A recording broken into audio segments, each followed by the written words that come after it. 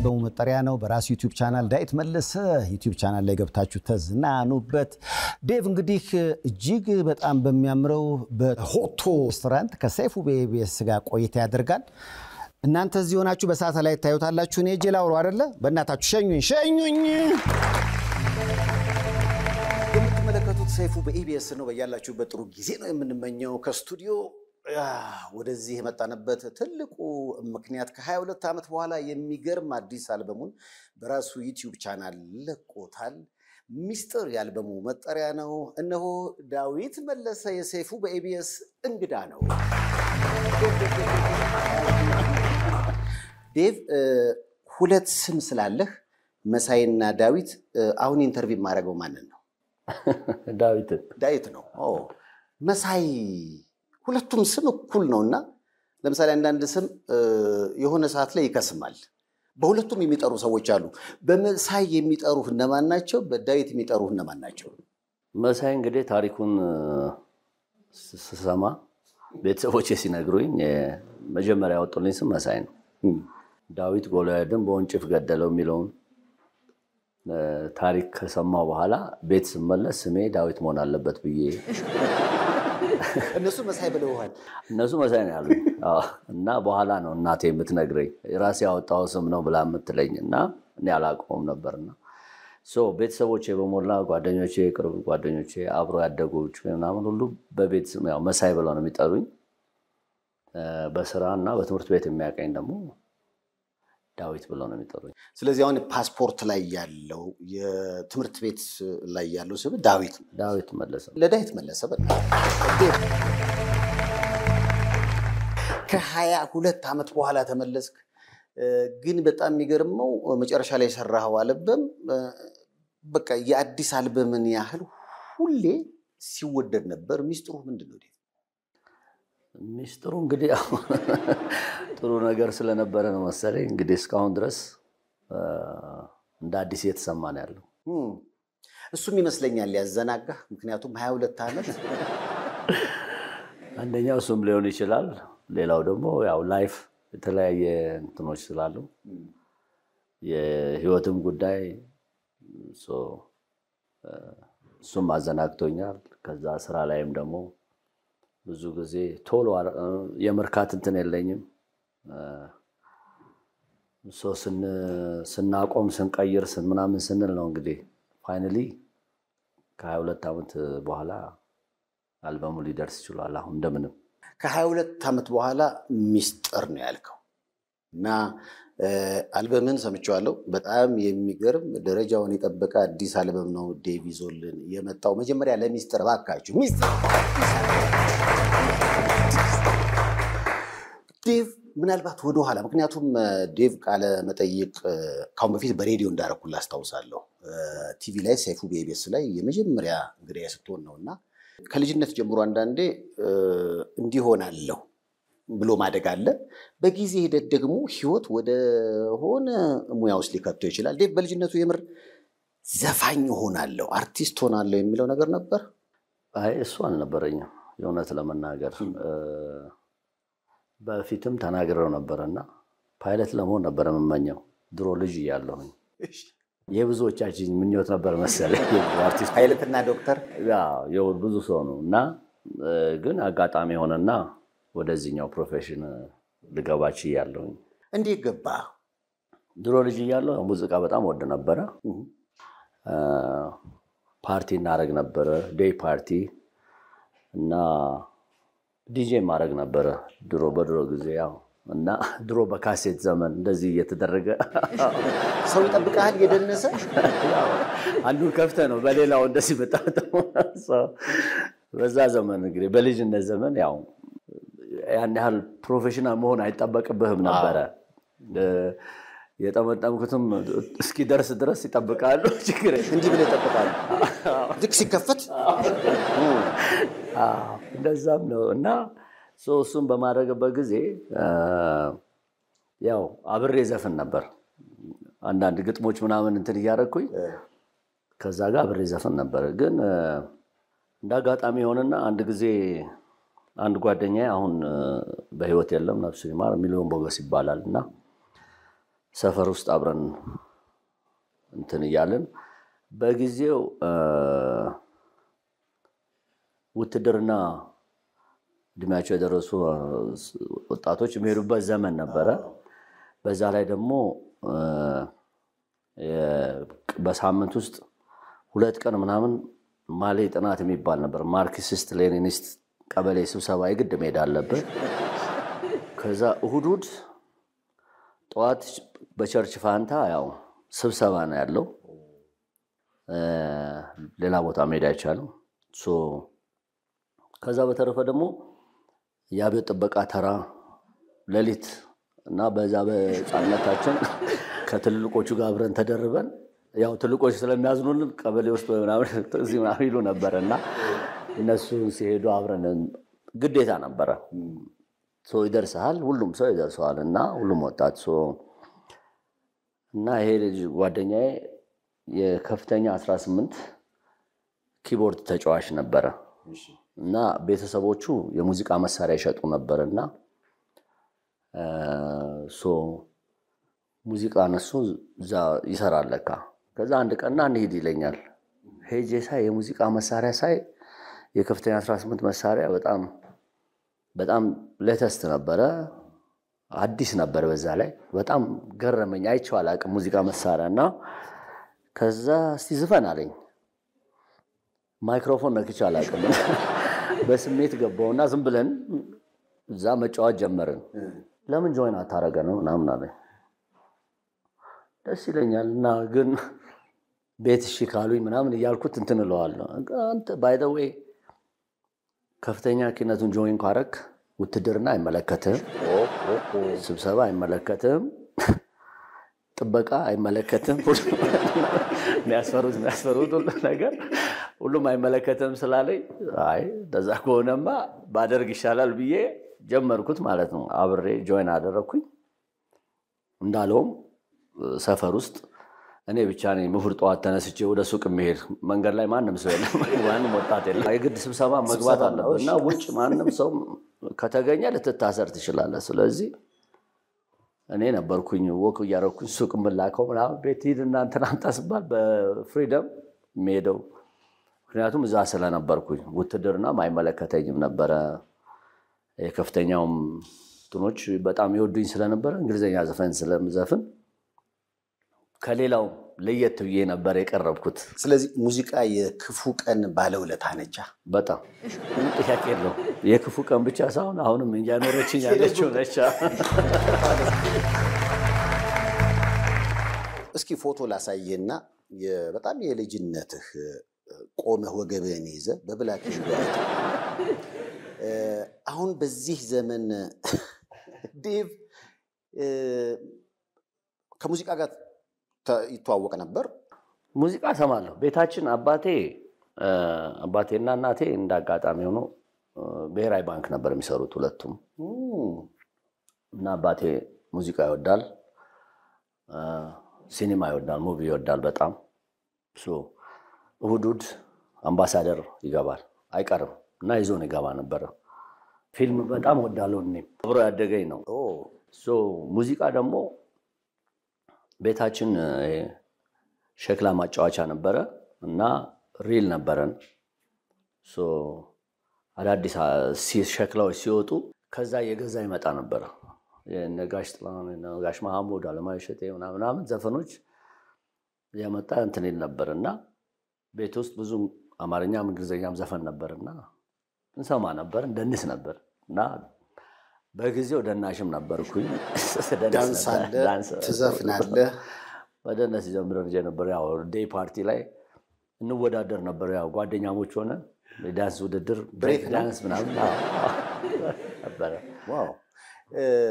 በባህሪስ እንዴት ነበር? ካው ለምሳሌ እኔ በደንብ ቀውጤ በጥባጭ ነበር፣ ዝምተኛ። ምክንያቱም አንደኛውን ፎቶውን ሳይ በጣም ምስኪን ደግሞ የብዙዎቻችን ፊት ካደግን በኋላ ይቀየራል። ዳዊት በቃ የምር እዚህም ጋር ዴቭ ነህ። ጠዋ ወይስ በጥባጭ? መሰለኝ እነ ማዘር ናቸው ይሄን እንግዲህ የሚያውቁት ናቸው። ቤተሰብ እና ጓደኞቼ ናቸው የሚያውቁት። እንግዲህ እሱም ቢመሰክሩ የት ሰፈር ልጅ ነህ? እኔ በኦሎምፒያ ገባ ብሎ ቀውጢው ሰፈር ቀውጢ እንኳን አልነበረም ያኔ፣ በጣም ጥሩ ሰፈር ነበር። የኛ ሰፈር በኦሎምፒያም ያስገባል፣ በበቅሎ ቤትም ወደ ላይ ያስገባል። በጣም ፌመስ ሰፈር ነበረ የዛኔ። አገር ፍቅር የተቀጠርክበት ራሱ አጋጣሚ ለየት ይላል። አገር ፍቅር መቀጠርህ ነው እንግዲህ ይበልጥ ደግሞ ከኢትዮጵያ ሕዝብ ጋር እንድትተዋወቅ ያደረገ። ያችንስ አጋጣሚ ታስታውሳታለህ? እኔ ከፍተኛ በምሰራበት ጊዜ ከኔ ጋር አብረው እንትና ፋሲካ ዲሚትሪ ነበር፣ ቤዝ ጨዋት ነበር። ቤዝ ጊታሪስት እና ዘፋኝ ነበር። ተሻገር ይልማ የሚባለው ደግሞ ቬጋስ ያለ ልጅ፣ እሱ ደግሞ ኪቦርዲስት ነበረ።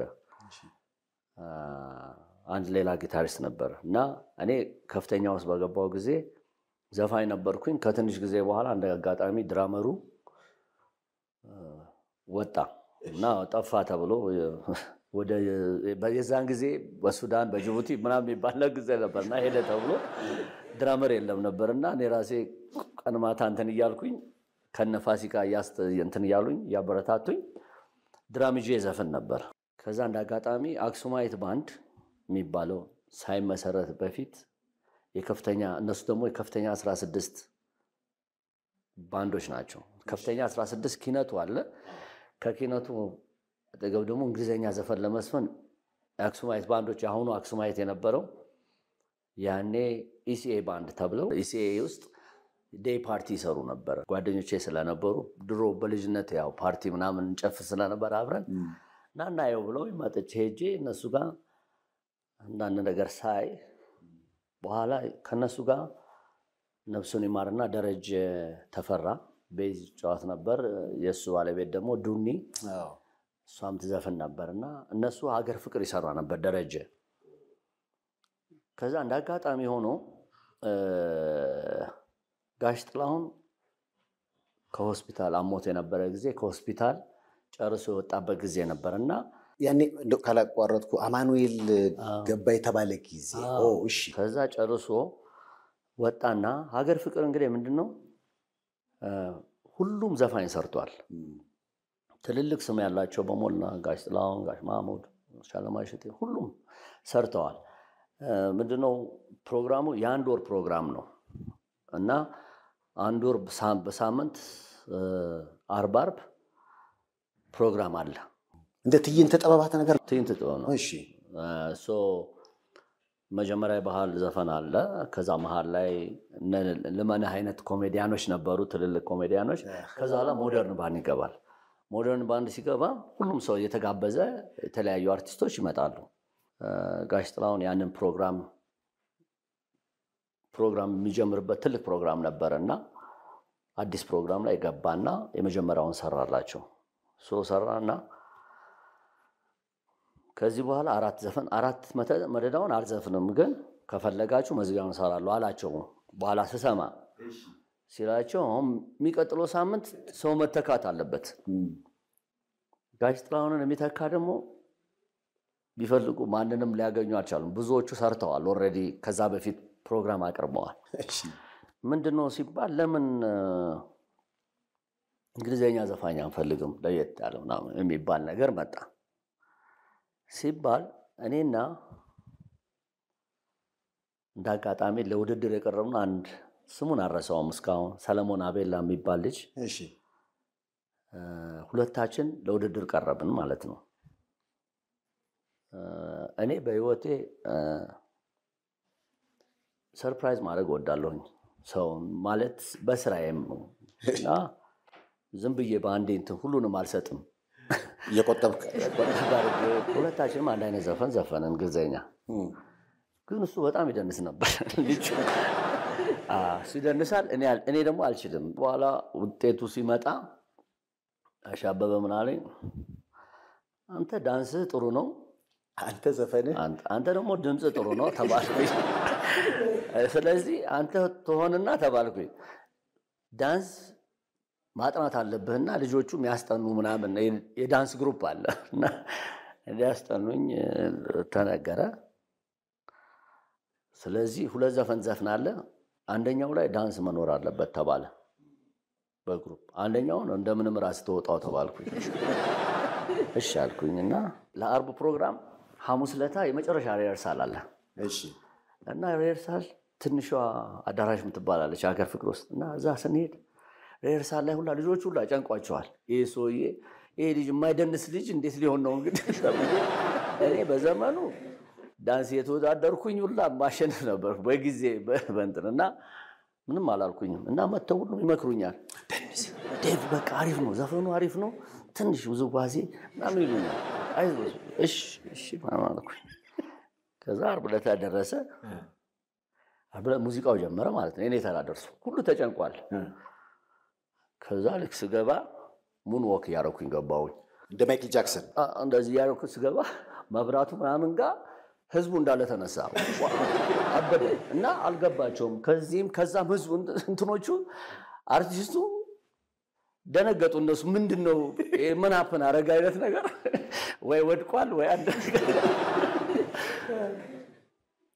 ከዛ ያው ስገባ በደንብ ሰራው ቢስ ተባለ ተደገመ ምናምን በቃ ስወጣ ራሱ የነበረው እንትን ቀለድክብን ምናምን ይሉኛል ገባ መደነስ ማትችል መስል ከዛ በቃ ሀገር ፍቅር ጋችን ፕሮግራምስ ከሰራው በኋላ ሲያዩን ብዙ የተሰሰው ተቀባይነት አለ ስለዚህ ሀገር ፍቅር ቋሚ ተቀጣሪ አይደለም ግን ቋሚ ትዕይንተ ጥበብ ላይ ተሰላፊ ነኝ that means ሰኞ ጧት ገብቼ አልፈርምም ከሰኞ ማክሰኞ ገባው የፈረመው አልሰራም ዘፈን ልካለው ሐሙስ ከሰዓት በኋላ የመጨረሻ ሪሄርሳል አድርጌ ዓርብ ዕለት ሾው ላይ እሰራለሁ ስምህን አገኘሁት ተመላላሽ ቋሚ አግዳሚ ተመላላሽ ቋሚ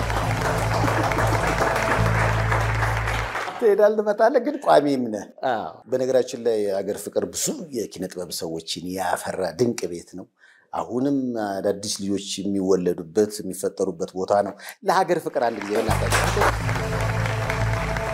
ወይ ሀገር ፍቅር እየሰራህ ነው ዴቭ ሰሜን ኮሪያ የሄድከው ከዛ ከሀገር ፍቅር እንግዲህ ታሪኩ ሲቀጥል ሀገር ፍቅር እየሰራው አንድ ጊዜ ሮሃ ባንድ አንድ ጊዜ በልጅነት ሄጄ ምናምን የሆነ ፓርቲ ሲኖር ምናምን መሃል ገባና እንዳጋጣሚ ፍቃዱ የሚባል የሮሃ ባንድ ሳክስፎኒስት የኛ ከፍተኛ መሳሪያ ምናምን እንትን ያለና የሙዚቃው የመጣ ያየናል አንዳንዴ እና በዛ ያቀኛል ፍቄም ሀገር ፍቅር እየሰራሁኝ ሳለው አንድ ጊዜ እነሱ ሮሃ ባንዶች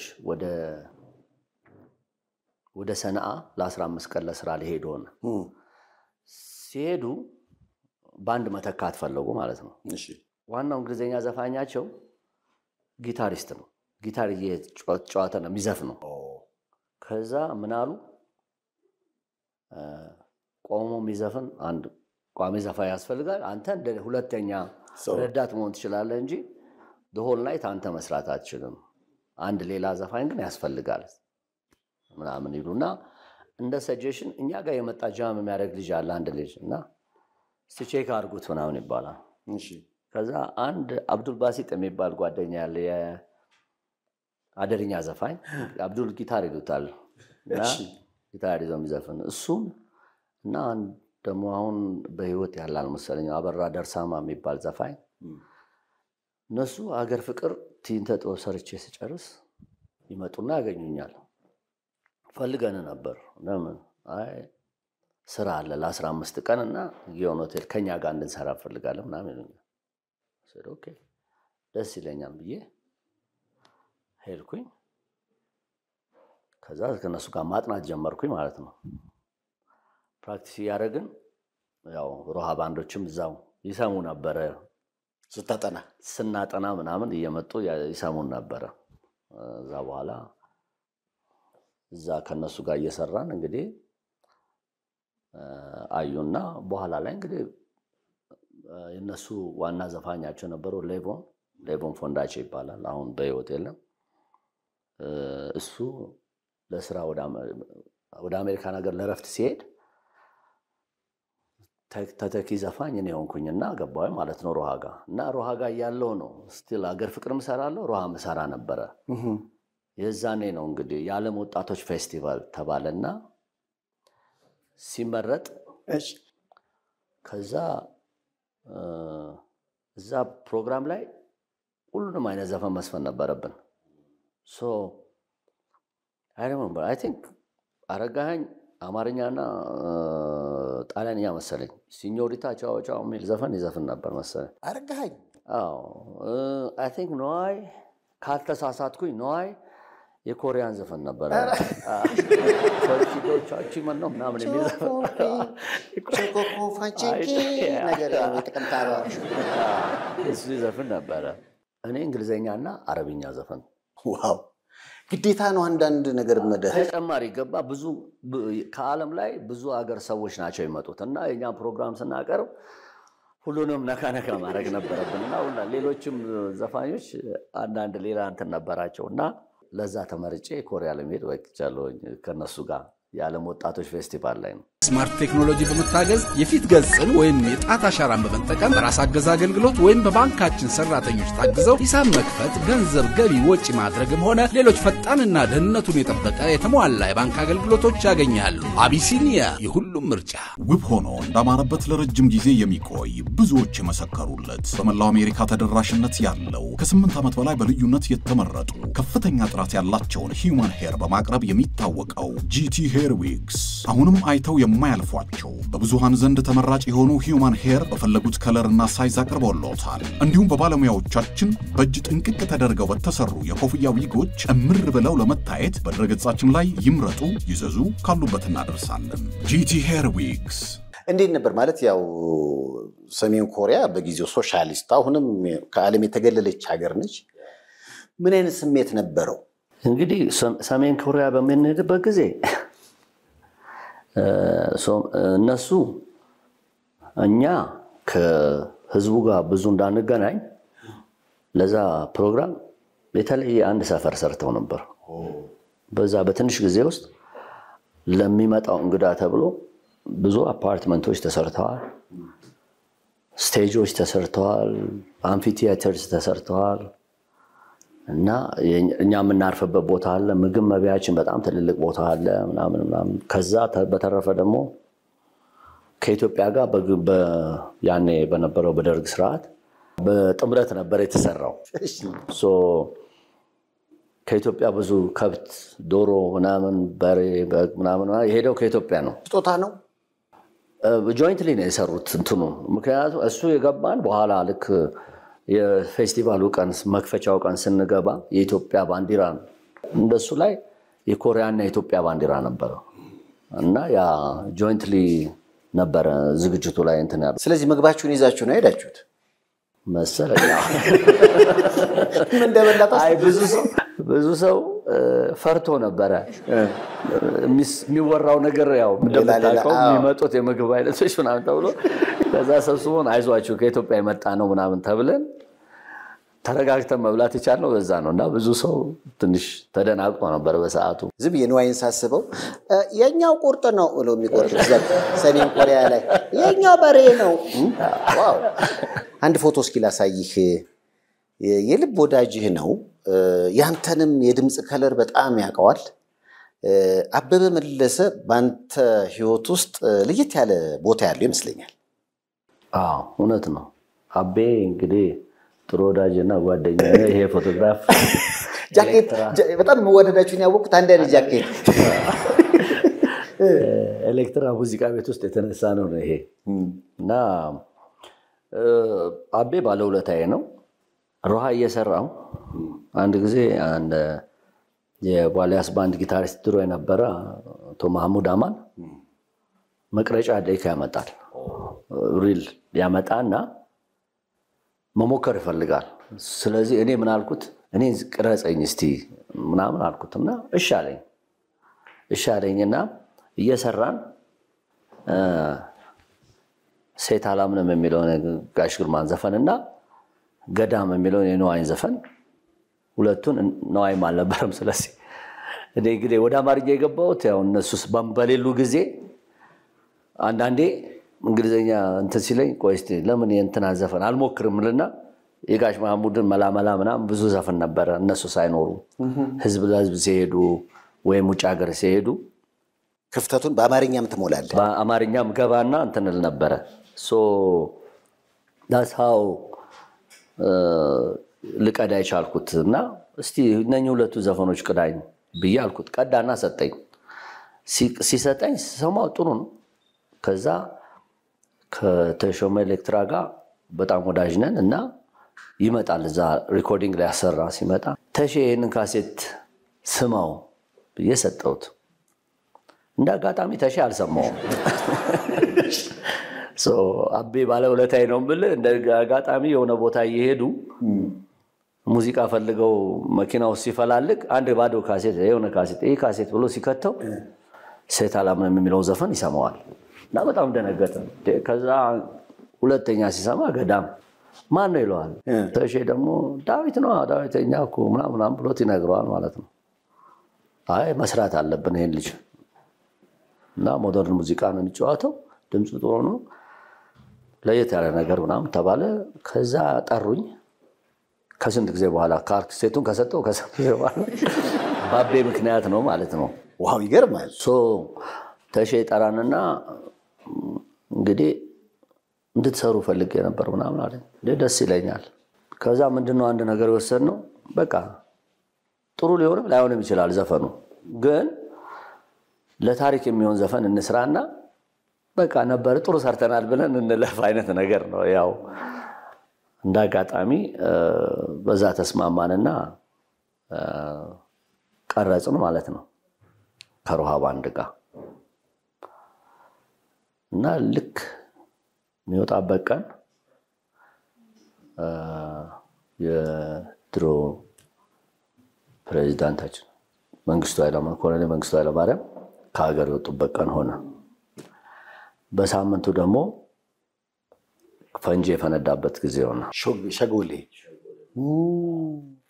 ብቻ የተለያዩ ኢንሲደንቶች ነበሩ በየሳምንቱ እንኳን ሊዘፈን ለዘፈን ዘፈን ሊያዳመጥ ቆርጦ የልቡን ትርታ ነው ሰው የሚያግኝ በጣም ወጣ አልበሙ ግን ምንም ማንም ሰው ከዛ ውስጥ አንድ ዘፈን አለች እነሱም እንደ ሚዲያ መጠቀም ያደርጓት ነጋ የምትል ዘፈን ነበረች ነጋ ለሊቱ እና ሚዲያ ላይ ዳዊት መለሰም ነጋ ብሏል ይላሉ ደግነቱ ዳዊት መለሰም አንዱን ማንም አያውቅም እኔ ለዛ ፐርፐዝ የዘፈንኩት ነው ያስመሰለውና እንትሩ ሬዲዮ የሚናገር ሰው ብሏል እኮ ነጋልን ምናምን ብሎ ላይክ አገናኝቶት ነበር የሚያወራው 2-3 አመት ብዙ እንትን አልተደመጠም ግን የሚገርም ነገር አዲስ አበባ ብዙ አልተደመጠም ድሬዳዋ ግን በጣም ተደምጦ ነበር ልክ እንደ ጂጂና እንደ እኔው ለምሳሌ የአቢላቀውን ማን አለ የሚለው ዘፈን የሰማው ድሬዳዋ ነው እዛው እኛ ምክንያቱም ቁጭ ስለምንልም ያኔ እንሰማለን ቁጭ ብሎ ለማዳመጥ ጊዜ ነበር ያኔ ድሬዳዋ እኔም ትዝ ይለኛል እዛ ነው የሰማሁት እና እንዳጋጣሚ አንድ ጊዜ ምን አብን አረገ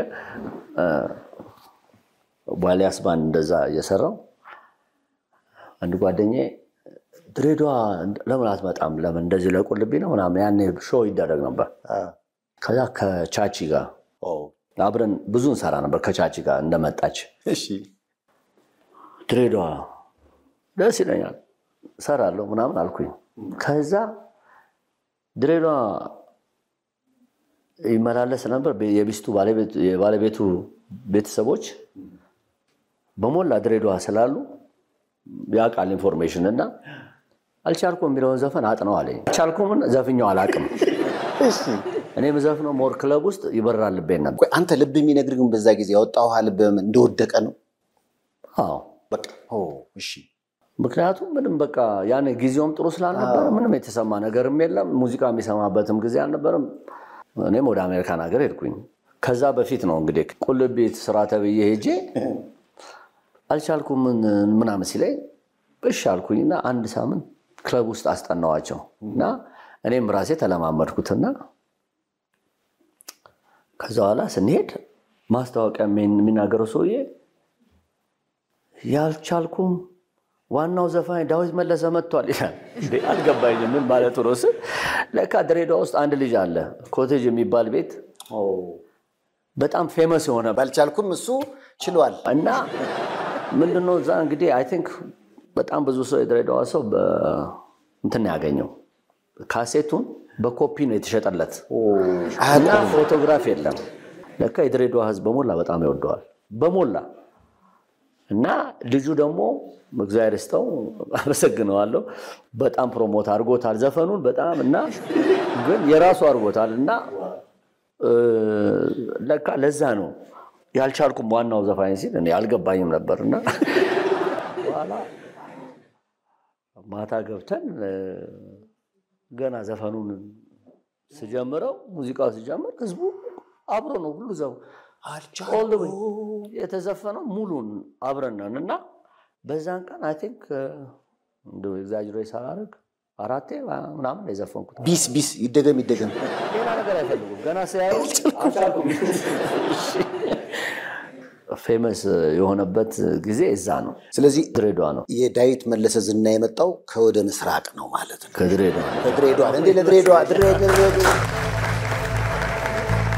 እኔ ግን እንደውም ቅድም አነሳ አንተ ነጋ ለሊቱ ነጋ የሚለው ዘፈን ዝም ብዬ ያሰብኩት ምክንያቱም የምትሰሩት ለሊት ነው እና የሚመስለኝ እኔ መስኮት ሲከፍት አቤ ነግቷል እየሰራች እና ነጋ ያለን የሚመስለኝ ነው ወይስ ሌላ ተፈጠረ እሱ ምንም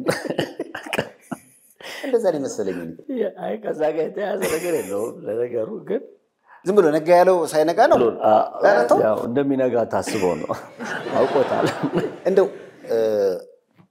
ብዙ ጊዜ ዘፋኞች የግል ህይወታቸውን ወይ ደግሞ ገጠመኛቸውን የህይወት በግጥም ደረጃ እስኪ እንዲሰራ ሐሳብ የማመንጨት ነገር አለ ከዳዊት መለሰ እውነተኛ ህይወት የተቀዳ ዘፈን ዘፍናል በአንተ አልበሞች ውስጥ እንደዛ አይነት ስሜት ያለው ዘፈን አለ እንደዛ አይነት ዘፈኖች ከዛ ውስጥ ማስታወሰው አንድ ዘፈን ነው አንድ ዘፈን እህልዋ የሚለው ዘፈን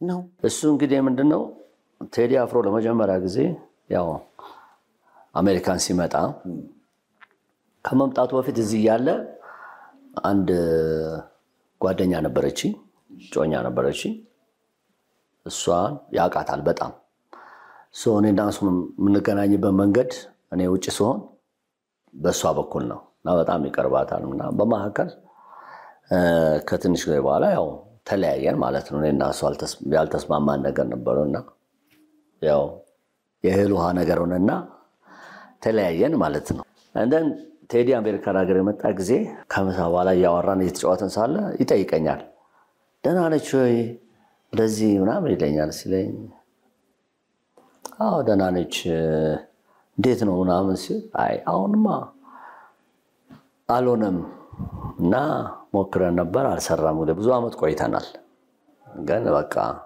አልሰራም እንዴት ምናምን እኔም ብለው እንደዚህ ነው ሰው ደግሞ የራሱ ሆነ ግምት አለው ምናምን ብዬ ነገርኩት እና ሁሉ ጊዜ ቴዲ አፍሮን ማደንቀው በጣም ትልቅ ጭንቅላት ያለው ልጅ ነው በዜማም በግጥምም በጣም የበሰለ ልጅ ነው ከዛ ተያይዘን ወደ ስራ ስንገባ የመጀመሪያው ነገር ያለው ነው ለማዳኛ ልንገር የኔን ጉዳይ እና ሰው የሚያወራው ስለኔ ሌላ ነገር ነው እና የኔን ግን ማንም አልሰማኝም አይነት ነገር ነው ያለያየን እህል ውሃ ነው ያለያየን ነው ነገሩ እና እሱ ዘፈን ጽፎ ሰጠኝ ዛን ቀን እና ለራሴ ከዘፈንኩት ዘፈን ውስጥ እንግዲህ ማስታወሰው ይሄንኛው ነው ዋናው እንደውም የቴዲ አፍሮ ነገር ካነሳ የመጀመሪያ አልበሙና ያንተ ስም ብዙ ጊዜ ተያይዞ ሲነሳ ሰማለሁ ኤአይቲ ወጣው አልበሙ እንግዲህ ምንድነው እኔ ያ አይሰማሽም ቁንጅና ምናምን ያለበትን አልበም ልሰራ ስል ዜማና ግጥም ፈልጋለሁ ብዬ ዳዊት ጽጌ አክሱማይት ባንድ የድሮ ከሱ ጋር ስናወራ አንድ ልጅ አለ እኛ ጋር የሚመጣ ልጅ ጎበዝ ልጅ እና ከሱ ጋር ገናኛለሁ ይለኛል እሺ ብዬ እንዳጋጣሚ ሂልተን ሆቴል ሲሄድ ከቴዲ ጋር ተገናኘን ማለት ነው ከቴዲ ጋር ተገናኘን ቴዲ ያው የውቤ ከረሜላና ድረሽ ከደጋ የሚል ዘፈን ውቤ ከረሜላ የሚለው ሁለቱን ዘፈን ይሰጠኛልና በጣም ገረመኝና ይሄንን መስራት ይቻል ሌላ ዘፈኖች አሉ ወይ ስለ ብዙ አለኝ አለ እና ታዲያ ለምንድን ነው ለራስ ማሰራው አልኩት አይ በሰዓቱ ያው ብዙም ሙዚቃ ቤት ሰው ምናምን በደንብ አላውቅም ምን አይነት ነገር ምናምን ይለኛል እኔ ምችለውን ረዳለሁ ማገዘን ምንም ነገር እንትን አይደለም እስቲ ምችለውን ልሞክር ብዬ በሰዓቱ ኤክስፕሬስ ባንድ ሲቋቋም ለአንድ አመት ተኩል ያህል ባንድ ሊደር ነበርኩኝ እና ሲሄድ ለክብረት ሰጥቼው ነበር ሄድኩት ክብረት ዘኪዮስ እሱ ነበረ ከዛ እንትን የሚለውና እኔ ሁሉ ጊዜ ከአሜሪካን ሀገር ስመለስ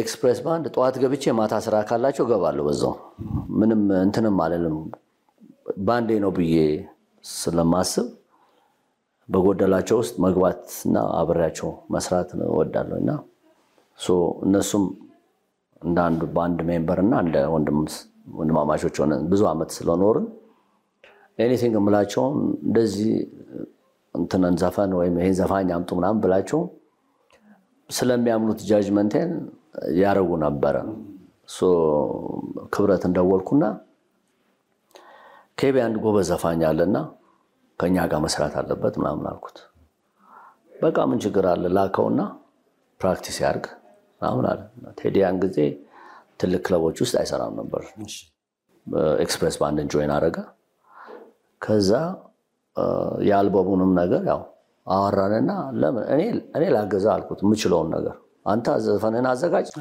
ኤክስፕሬስ ባንድን አሬንጅ አደርግልሃለሁ ከነሱ ጋር ተነጋግረ ጨረስኩ እናንተ ሪኮርዲንጉን ስሩለት ተስማሙ እኔ በምችለው በሰዓቱ የሚከፈለውን ነገር ማደረግ ያለበትን ነገር አደረኩኝና ተደራረግና እኔ ሙዚቃ ቤት የለኝም ወይ ምናምን የለኝም ግን ከዛ በኋላ ባለ ሙዚቃ ቤት ሲመጣ እኔ ያወጣሁትን ይመልሱልኛል ከዛ በኋላ እናንተ ነገር ይሆናል አይነት ነገር ነው እኔ ስንት ነው ያወጣው አይ በሰዓቱ ጥሩ ነበር ኤኒዌይስ እና የራሱ 10 ዜማና ግጥም አመጣና ተሰራ ትልቁ ወጪ እኮ እሱን አድርጎ ያው ተሰራ ከዛ በኋላ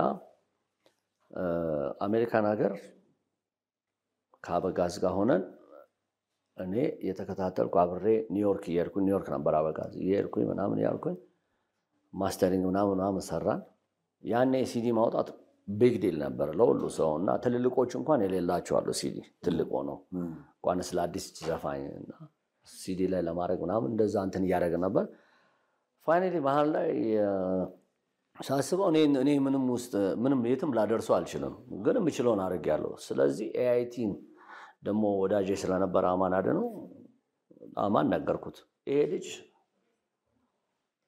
እንደዚህ ሰርቷል ቆንጆ ዘፈኖች ሰርቷልና ከዚህ በኋላ እኔ አወጣሁት ይሄን ያህል ነው እሱ ግንም የተሰጠው ትንሽ አንሰዋልና ጨምርለት አገናኝቼ እኔ ወጣው እነሱ ከዛ ቀጠሉ ያለው ታሪክ ስለዚህ መጀመሪያ በጊዳ ወጣ ከዛ በኋላ ነው ቀዘብያ ያለበት አልበም የወጣው በጊዜው አስተዋውሳለሁ እንግዲህ ግን ለሱ ተነጋግሮ ነው ለዚህ ሁሉ ምክንያት ለዴቭ ባካል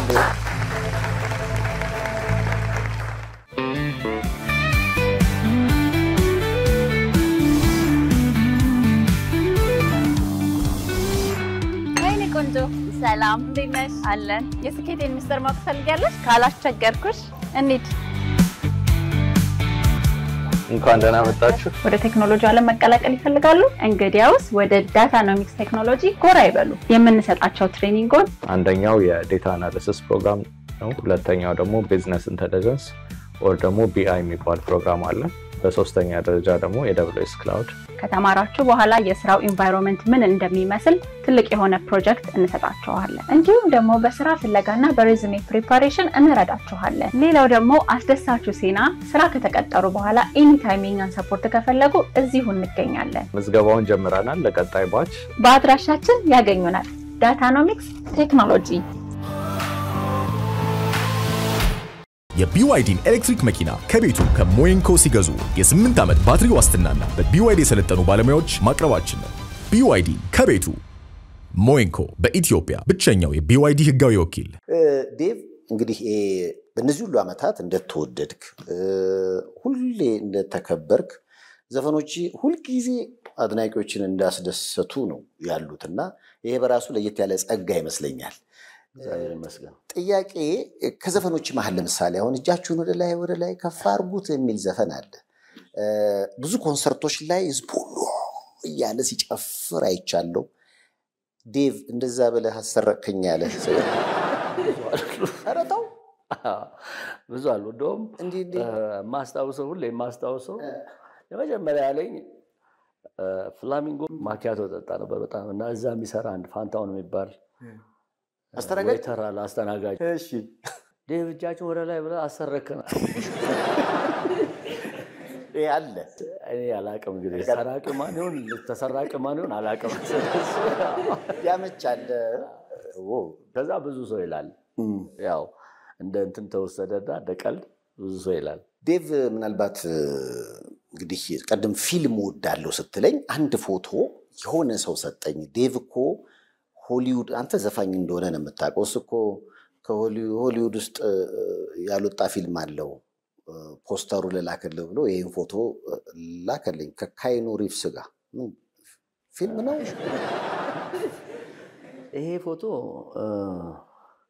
ፖርትላንድ ኦሪገን እየኖርኩኝ አሁን እዛ ከጓደኞቼ ጋር ምሳም በላና ከዛ አንድ ቆንጆ ሆቴል አለ እንትን ያለው ኮፊ ሾፑ በጣም ያምራልና ሻይ እዛ እንጠጣ ምናምን ተባብለን ተያይዘን ሄደን ዳውንታውን ውስጥና እዛ ሄደን አየሁትና እኔም ራሴ አላመንኩኝ። ከዛ በኋላ ካይኑ ሪቭስ ነው ምናምን ተባባለን። ነው አይደለም ነው ኦኬ። ከዛ እነሱ ምንም ብዙ እንትን አላሉም።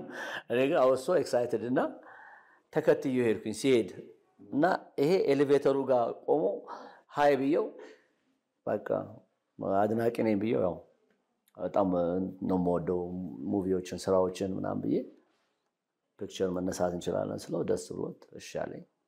እዛ የተነሳ ነው ፎቶግራፍ በስፒድ ያው ፊልም ስለምትወድ አንተ በጣም መዝናኛ ፊልም ነው አሁንም በጣም የሚያዝናናኝ ሙቪ ነው ትንሽ በአብዛኛው። ምክንያቱም ኢንተርናሽናል አርቲስቶች ጥያቄ በፎቶ ስለጀመርኩ አንድ ልጨምርልህ።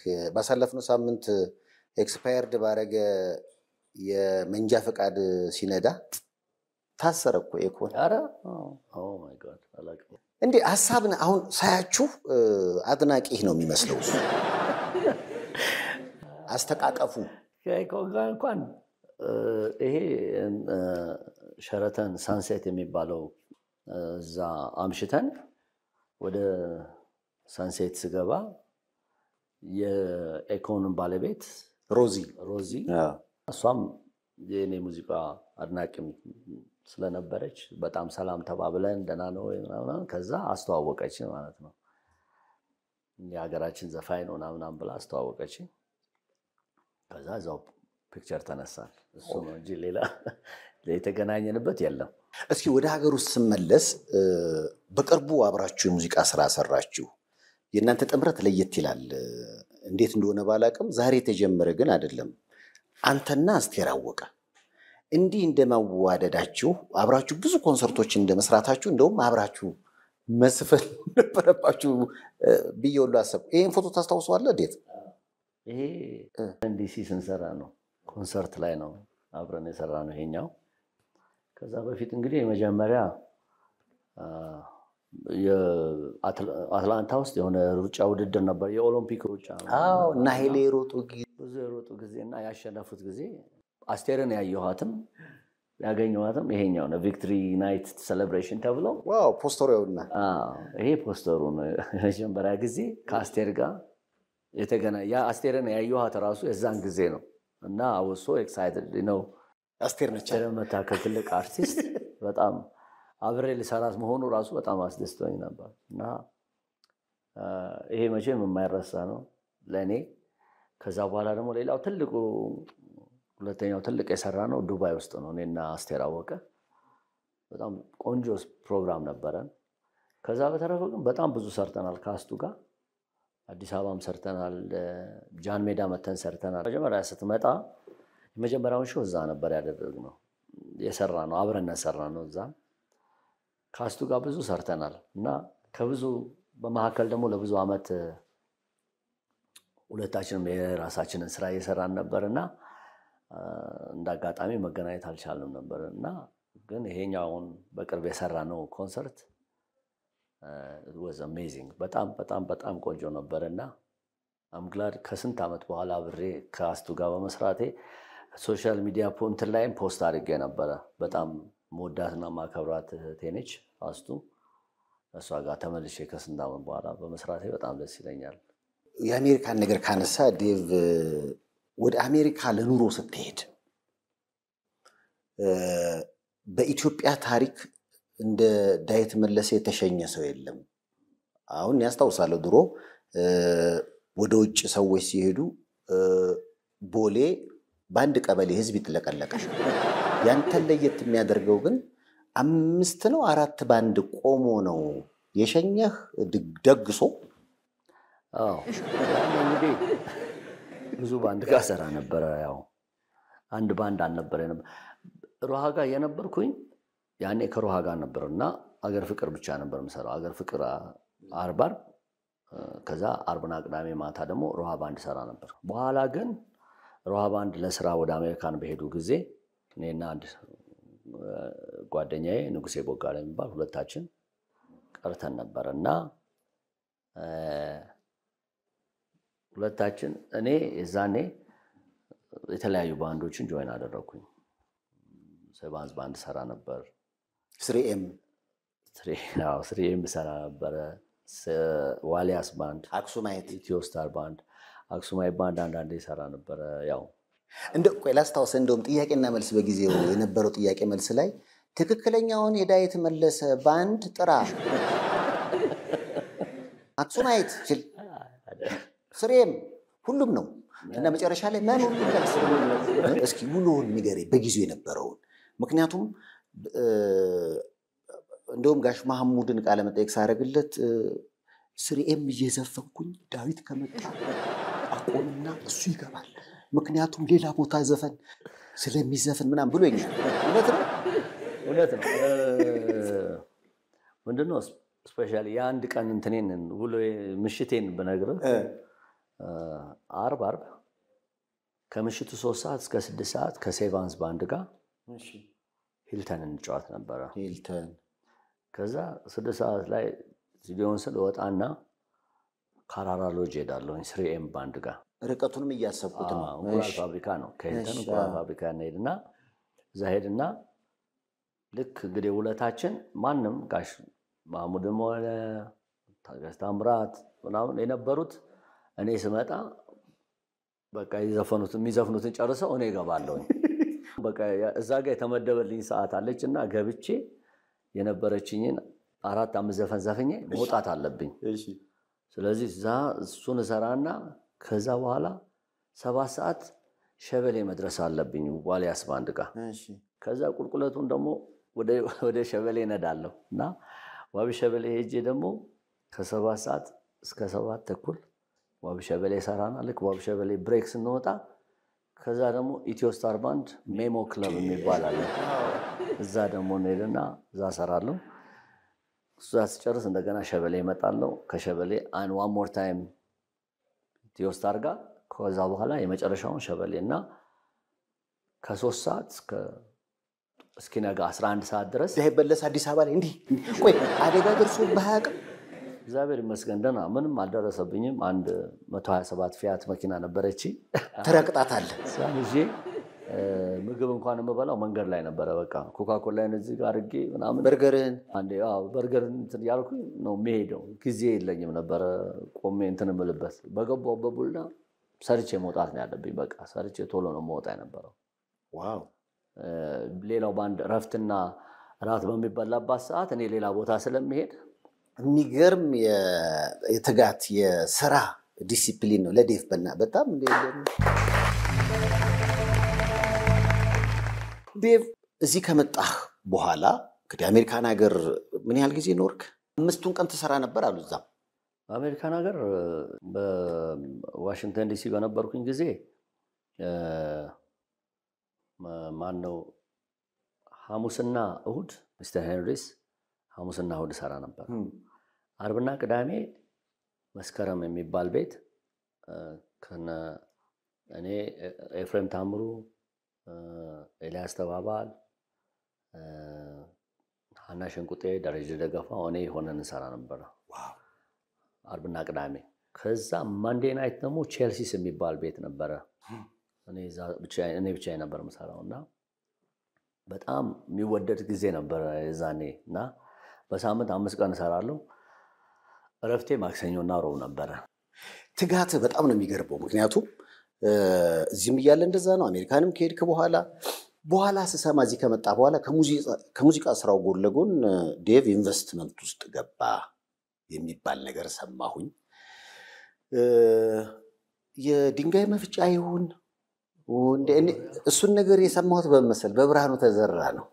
እና ዴቭ እንግዲህ በስራ ትጋት ድንጋይ መፍጫ ወደ ኢትዮጵያ አስመጥቶ ኮንስትራክሽን ስራ ውስጥ ገባ ተባለ። በ6ኛ ወር ይመስለኛል ተወዳጁ አቀንቃኝ ብርሃኑ ተዘራ ከዱባይ ሲመጣ ሽንኩርት መፍጫ ይዞ መጣ እና ቀረጥ ያዙበት እና ያኔ ምን አለ ብርሃኑ ስላላደለኝ እንጂ እንደነ ዳዊት መለሰ እኔ ድንጋይ መፍጫ ነበር ማስገባት እና ሽንኩርት መፍጫ እንተለቃላችሁ ቁም ብሎ በጊዜው ያስቀን ነበር። የምር ድንጋይ መፍጫ ነበረ? አዎ ነበረኝ። ከአሜሪካን ሀገር ስመጣ ያኔ መንግስትም ዳያስፖራ ኑና አገራችሁ ስራ ስሩ ምናምን በተባለ ጊዜ አንድ ስራ መስራት ፈልግ ነበር። እዚህ ሀገር መጥቼ መስራት ፈልግ ስለነበረ እዛ ያለኝን ገንዘብና ንብረት ይዤ እዚህም ደግሞ የሆነ ቤት ነበረኝ እሱንም ሸጬ አንድ ላይ አድርጌ ከባንክ ጋር አድርጌ ትልቅ ድንጋይ መፍጫ ገዛሁኝ። በሰዓቱ ትልቅ ነበረ፣ በጣም ትልቅ ነበረ እና ግን አንፎርቹኔትሊ ነገሮች እንደፈለግናቸው መንገድ አልሄዱም። መጀመሪያ የተሰጠኝ ቦታ እንድሰራበት የተሰጠኝ ቦታ ብዙ ስራ ሄጄ ማሽኑን ልንተክል አካባቢ በ3 ቀን እንድትወጡ ተባለ። ያን ሁላ ኢንቨስት ካደረግን በኋላ ለምንድን ነው የምንወጣው ስንል እዚህ ጋር አይሲቲ መንደር ይሰራል ተብሎ አሁን አይሲቲ መንደር ያለበት እዛ ተነሳን። ከዛ ማሽኑ ምን ላድርገው እንግዲህ በጣም ትልቅ ነው። ይሄ ፋብሪካ በለው በጣም ትልቅ ነው። ሙቭ እንኳን ስታደርግ በዛን ሰዓት 200-300 ሺህ ብር ከፍዬ ነው ሙቭ ማስደርገው። 5-6 ሎቤዶች ናቸው ጭነውት የሚሄዱት እና በጣም ትልቅ ነበር። ጋምቤላም ሄዶ ነበረ፣ ጎጃምም መርጦ ለማርያም መንገድ ስራ ላይ ሄዶ ነበረ። ግን ብዙም ሰክሰስፉል አልነበረም ነገሮቹ። በኋላ ላይ በስንት መከራ የበፊት የከተማ ልማት ሚኒስትር የነበሩ አቶ አርከበን ቢሮአቸው ገብተን እኔና አንድ ጎረቤቴ አብራኝ የምትሰራ ልጅ ነበረች እንደዚሁ በዚህ ስራ ላይ ያለች። አብረን ሄደን አናግረናል። በቃ እስቲ እንፈልግላችኋለን ተብሎ አንድ ሌላ ቦታ ተገኘ። ያ ቦታ ያው ትንሽ ቻይኖች ወስደው ጠርገው የጨረሱት ነገር ነው። እንግዲህ የቀረውን እናንተ እንደምታረጉ አድርጎ አይነት ነገር ነው እና ያንን ቦታ ለእኔና ለዚች ልጅ ይሰጡናል ማለት ነው። ወደ 60,000 ካሬ ሜትር ነበረ የኔ ቦታ እና እሱን ሰጥተውን እንግዲህ በጣም ከባድ ስራ ነበረ። ብዙ አፈር ነበረው። እሱን አንስተን ወደ ድንጋይ ለመድረስ ድሪል አስደርጋ አስፈንድተ ፈንጂ ተደርጎ ምናምን በጣም ብዙ ልፋት ነበረው። እሱን አድርገን ገና መስራት ጀምረን ገና እንትን ስንል እንደገና ጠቅላይ ሚኒስትር መለስ ዜናዊ ካረፉ በኋላ ይሄን ቦታ እኮ የሳቸው ራዕይ ነውና መነሳት አለባችሁ፣ እዚህ ጋር ኢንዱስትሪ ዞን ሊሰራ ነውና እንደዛ ብሏል። እንደገና ለሁለተኛ ጊዜ ነው የሳቸው ራይ ጥሩ ነው የኔ ስራ ያልኩት ሶ የሆነ ያንተ ትንሽ ይቆያል ከነማል ተብዬ ተነሱ ተባልን አሁን ምንም ማሽኑ በጣም ትልቅ ነው ምንም ማድረገው ነገር የለኝም በመትክ ቦታ አልተሰጠኝ ኮምፖዚሽን የለም ምናምን የለም በጣም ብዙ ባለስልጣኖችም የሚመለከታቸውም ሰዎች አነጋገርን ምን አለን በቃ ካቅም በላይ ሆነ ሶ ያለኝ አማራጭ ምንድነው አድቫንስ የወሰድኩት ገንዘብ አለ የባንክ ገንዘብ አለ ማሽኑ ከባሊው በታች ያው እዳዎች መክፈል ስላሉብኝ በቃ እኔ በዛን ሰዓት ይታየኝ የነበረው እዳው እንዲከፈል ነው እንጂ 5 ሳንቲም ትርፍ አልፈልግም ነበር እና ያው ኪሳራ ማለት ነው በጣም ብዙ ብር ሉዝ ያደረኩት ሶ አንድ ጓደኛዬ ትልቅ ቦታ ያለው ነበር እኔ ወሰድና የነኝንም ሂሳብ ክፈልና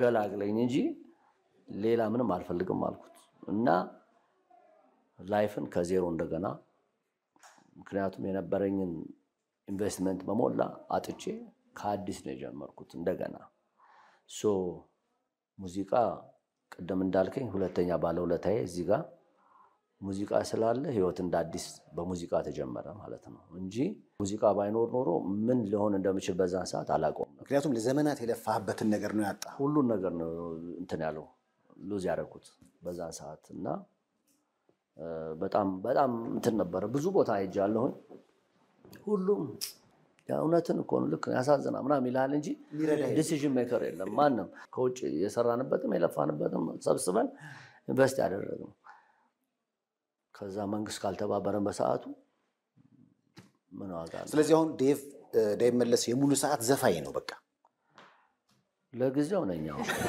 ወደፊት ደግሞ ኢንቨስትመንት ውስጥ ሊገባ ይችላል ፓይፕላይን ላይ ያሉ ብዙ ነገሮች አሉ የምታስባቸው ነገሮች አሉ ማስባቸው የተጀመሩ ብዙ ነገሮች አሉ ግን በጊዜው ይነገር ሲደርስ ቢነገር ይሻላል የመጀመሪያው አልተሳካም የድንጋይ መፍጫው እንግዲህ በቀጣይ ዴቭ ያሰባቸው ሐሳቦች መሬቱ ወርደው ፍሬ እንደሚያፈሩ ተስፋ እናደርጋለን ለዴቭ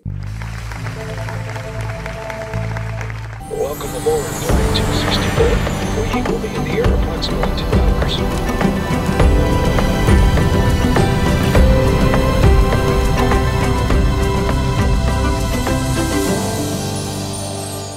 መልካም ዜና ከዴማ ሆፕ ሪል ስቴት በቦሌ መድኃኔዓለም ሳይታችን እስከ ጥቅምት 30 ብቻ የሚቆይ በተመረጡ የንግድ ሱቆች ላይ የ40% ቅናሽ ማቅረባችንን ስንገልጽ በታላቅ ደስታ ነው። ወደ ሲግናል ሳይታችን ሲያቀኑ 100% ተሰርተው ያለቁ ቅንጡ መኖሪያ ቤቶች የቦሌ አደይ አበባ ሳይታችን ውስን ቦታዎች ስላሉን ፈጥነው የእርሱ ያድርጓቸው።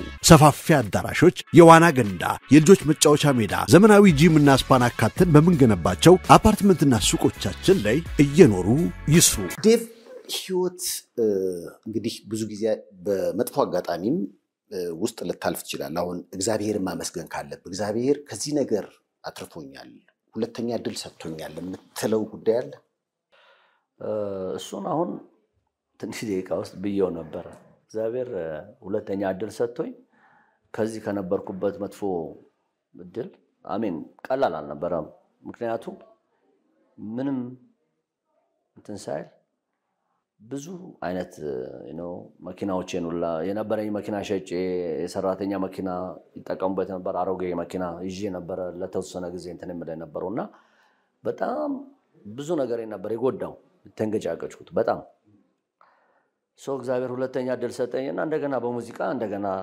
ተነስቼ ይሄውና 20 አመት ሙሉ 22 አመት ሙሉ በድሮ ዘፈን እየሰራው ነው ያለው እግዚአብሔር ይመስገን 22 አመት አዎ ከዚህ በላይ ምን ይደላል ምንም እድል የለም እንኳን ደህና መጣ በሉት በሚስጥር እስኪ ፎቶ ጥያቄ ደግሞ ትንሽ ፈታ ብለን እንመለሳለን ምክንያቱም ዴቭን ካገኘን አይቀር መጀመሪያ እንደው ሰርፕራይዝ ላድርግ እስኪ ይሄንን ዘፈን ኢትዮጵያ ቴሌቪዥን ላይ ተላለፈ ነበር እስኪ ያሳየው ቪዲዮውን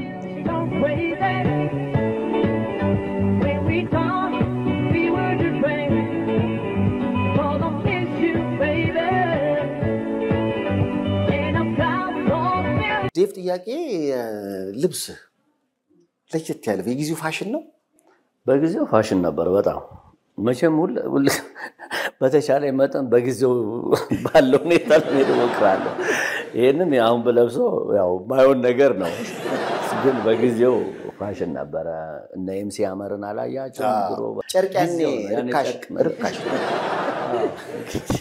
ካልክሽ ቪዲዮ ነገር ከተነሳ ይሄኛውም ዘፈን በጣም ከድሮ ስራዎች ምናልባት በትዝታ እስኪ ምክንያቱም ዴቭ ወጣ ሲባል ህዝቡ በእንግሊዘኛም ዜማ በራስህም ዘፈን ህዝብን ታዝናናለህ ይሄን ቪዲዮ እስኪ ልጋብዝ ደግሞ ያቻልኩ መጋየት አቅቶኛል ሲያስጨንቀኝ ስንግላታ ብቻ ዋው እዚህ ላይ ዝንጥ ብለሃል ይሄ የዘንድሮ ነው የሚመስለው ይሄ አቢሲኒያ ባንድ እያለን ነው አይ ቲንክ ስንት ዓመተ ምህረት ነው 91 በፈረንጅ አቢሲኒያ ባንድ 1991 ከሮሃ ባንድ በኋላ ነው አቢሲኒያ ባንድ ጥሩ ሙዚቀኞች ስብስብ ነበር እና በጣም ፖቴንሻል ያለው ባንድ ነበር ግን በጊዜው ምን ሰራበት የነበረው ቦታ ጊዮን ሆቴል ነበር ምን ሰራው እና ጊዮን ሆቴል ያኔ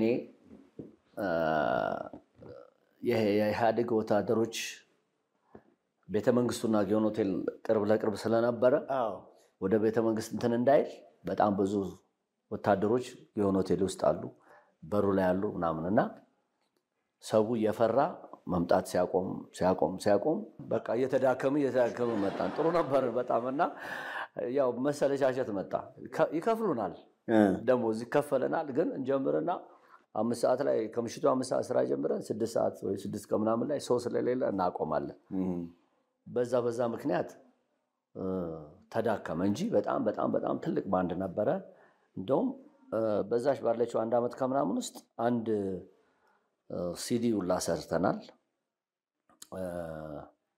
ስዊድኖች መጥተው ነው ያሰሩን ኮሌክሽን ነገር ነው ኮሌክሽን ነው ካፕሪስ የሚባል የስዊድን ካምፓኒ ነሱ መጥተው ነበር ያሰሩን የኢትዮጵያን ሞደርንና ትራዲሽናል ሙዚቃ በሚል ትራዲሽናል ባንድ ነበረ የሞደርኑ ደግሞ እኛ ነበር አቢሲኒያ ባንድ ነበር እዛ ላይ ሁለት ዘፈን አለኝ እኔ ይበራል ልቤና አንድ ሌላ ይበራል ልቤ በአዲስ መልክ የሰራ ነውና ያ ነበር ሀና ሸንቁጤ ነበረች ነፍሱን ይማርና ግርማ የሚባል ትግርኛ ዘፋኝ ነበረ ናምንና እንደውም አልበሙ ከወጣ በኋላ ምን አፕን ያደርጋል ያው ባንዱ የተዳከመ መጣና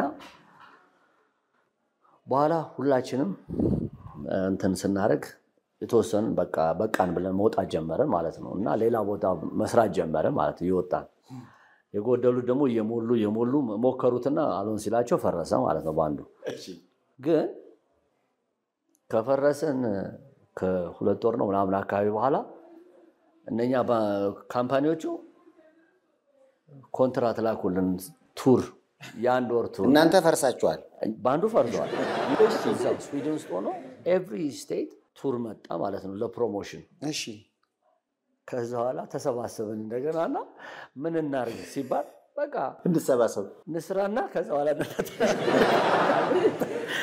ተባለና ከዛ ለአንድ ወር ፕራክቲስ አድርገን ቱር ሄድን ምናምን ሾዎች ሰራንና ስንጨርስ ሁላችንም በየክልል ስዊድን ሰበሰበው ስዊድን በተለው ዴቭ ያልሰራህበት ባንድ ወይ ያልኖርክበት ነው ወይም ደግሞ ገና ወደፊት ያልተቋቋመ ነው እንጂ ቆይ ያልሰራው አብረህ ያልሰራው ባንድ አለ በጊዜው በጣም አሉ የሚባሉ ትልቅ ባንዶች ሁሉ ሰርቻለሁ እግዚአብሔር ይመስገን ምክንያቱም ምንድነው በተለየ እንትን ሆኜ ሳይሆን ያው እንግሊዘኛ ዘፋኝ ያኔ በጣም ብዙም አልነበረምና አጥንቼ አማርኛ እንግሊዘኛ አደርኛ ጉራግኛም እንግዲህ አረብኛም በያለው ዘፈኛለሁ እንጂ የተለያዩ ዘፈኖችን እያጠናው ከሰዎች ጋር ያስጠኑኝ እንደውም አንድ ጊዜ አሁን ማስታወሰው ጣሊያንኛው ላዘፈኛለሁ አንዲት ቤታቸው ሄጄ ባልየው ቁጭ ብሎ ያስጠኑኝ ነው የወንድና ሴት ቅብብል ዘፈን ነበረ ዮዲኖቴ ነው አይደለ ስኮነ እኔም ዘፈኛለሁ ዮዲኖቴ ሶኖፊ ይሄኛው ቅብብል ነው ይሄ ቅብብል ነው ዋው ዴቭ የሰይፉ ቤቤስ እንግዳ ነው። አዲስ አልበሙ ሚስጥር በራሱ ዩቲዩብ ቻናል ተለቋል። ያው እንግዲህ ልባችን እየተጨዋወትን ነው። እንዴት ነው ከዴቭ ጋር ጨዋታ ይቀጥል? እስኪ ደም ስትሰጥ አያለውና ይሄን አጋጣሚ ብትነግረኝ ደስ ይለኛል። ኮሮና ያለ ይመስለኛል። ይሄ በኮሮና ጊዜ ነው። ያኔ ደም መስጠት አለብን ብለን ከጓደኛዬ ጋር ሄደን ደም ሰጥተናል። ያው ለተቸገሩ ሰው ይረዳል ብለን በሰዓቱ ያው ሰጥተናል ደም። ኮሮና ሲያዘህ እንዴ? ኮሮና እንዳጋጣሚ ሆኖ እድለኛው ወደኔ አልተጠጋም። በሰላም አልፌዋለሁ። በቅርቡ አዲስ አልበም ሚስጥርን መውጣት ምክንያት በማድረግ ቲክቶከሮችን ሰብስበህ ዘፈንን አሰማቸው። ከዛ ደግሞ በቀጣይ ቀን ዲጂዎቹ ደግሞ እንዴት እኛ እያለን አሉ። ከዛ ደግሞ ባለፈው አርብ ይመስለኛል እንግዲህ ዲጂዎችም ሌሎች የተውጣጡ ባለሙያዎችን ደግሞ ሰብሰብ አድርገህ እንደገና ፓርቲ አዘጋጀህ የዘፈንህ የሚደመጥበት። እንደውም አንድ ሰው ሲያማህ ነበር። እንዴት ዴቭ አማቹ ዲጄ ሆኖ እንዴት ቲክቶከሮችን አስቀደመ ስትባል ነበርና እንዴት ነው ያ ነገር እንዴት ሊሆን ቻለ?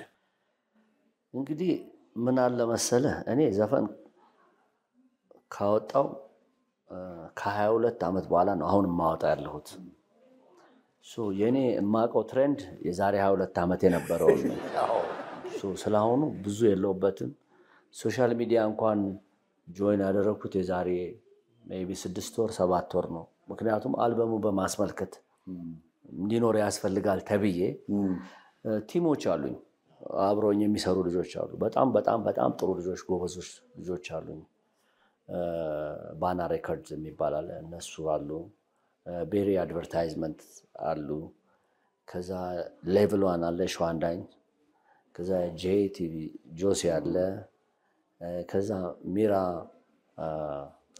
ኢቨንት እነዳጊ አሉ። እነኚህ ሁላ ስብስብ ስራውን ለማሳካት የሚያደርጉት እንትን ነው እንግዲህ እና ብዙ ነገር በእኔ ዲሲዥን አይደለም። አሁን እኔ የማልፈልገውን ነገር ሁላ ማድረግ አለብን ሲሉኝ ብዙ እንከራከራለን። ጊዜው ከጠየቀ በሚለው ነው እና የእውነት ለመናገር እንደው ኢንተርቪውም ብዙ ነኝ። ያው አታውቃለህ የዛሬ 20 ምናምን ዓመት ምንም አይነት ሶሻል ሚዲያ ላይ የሚባል ነገር ላይ ቀርቤ አላውቅም።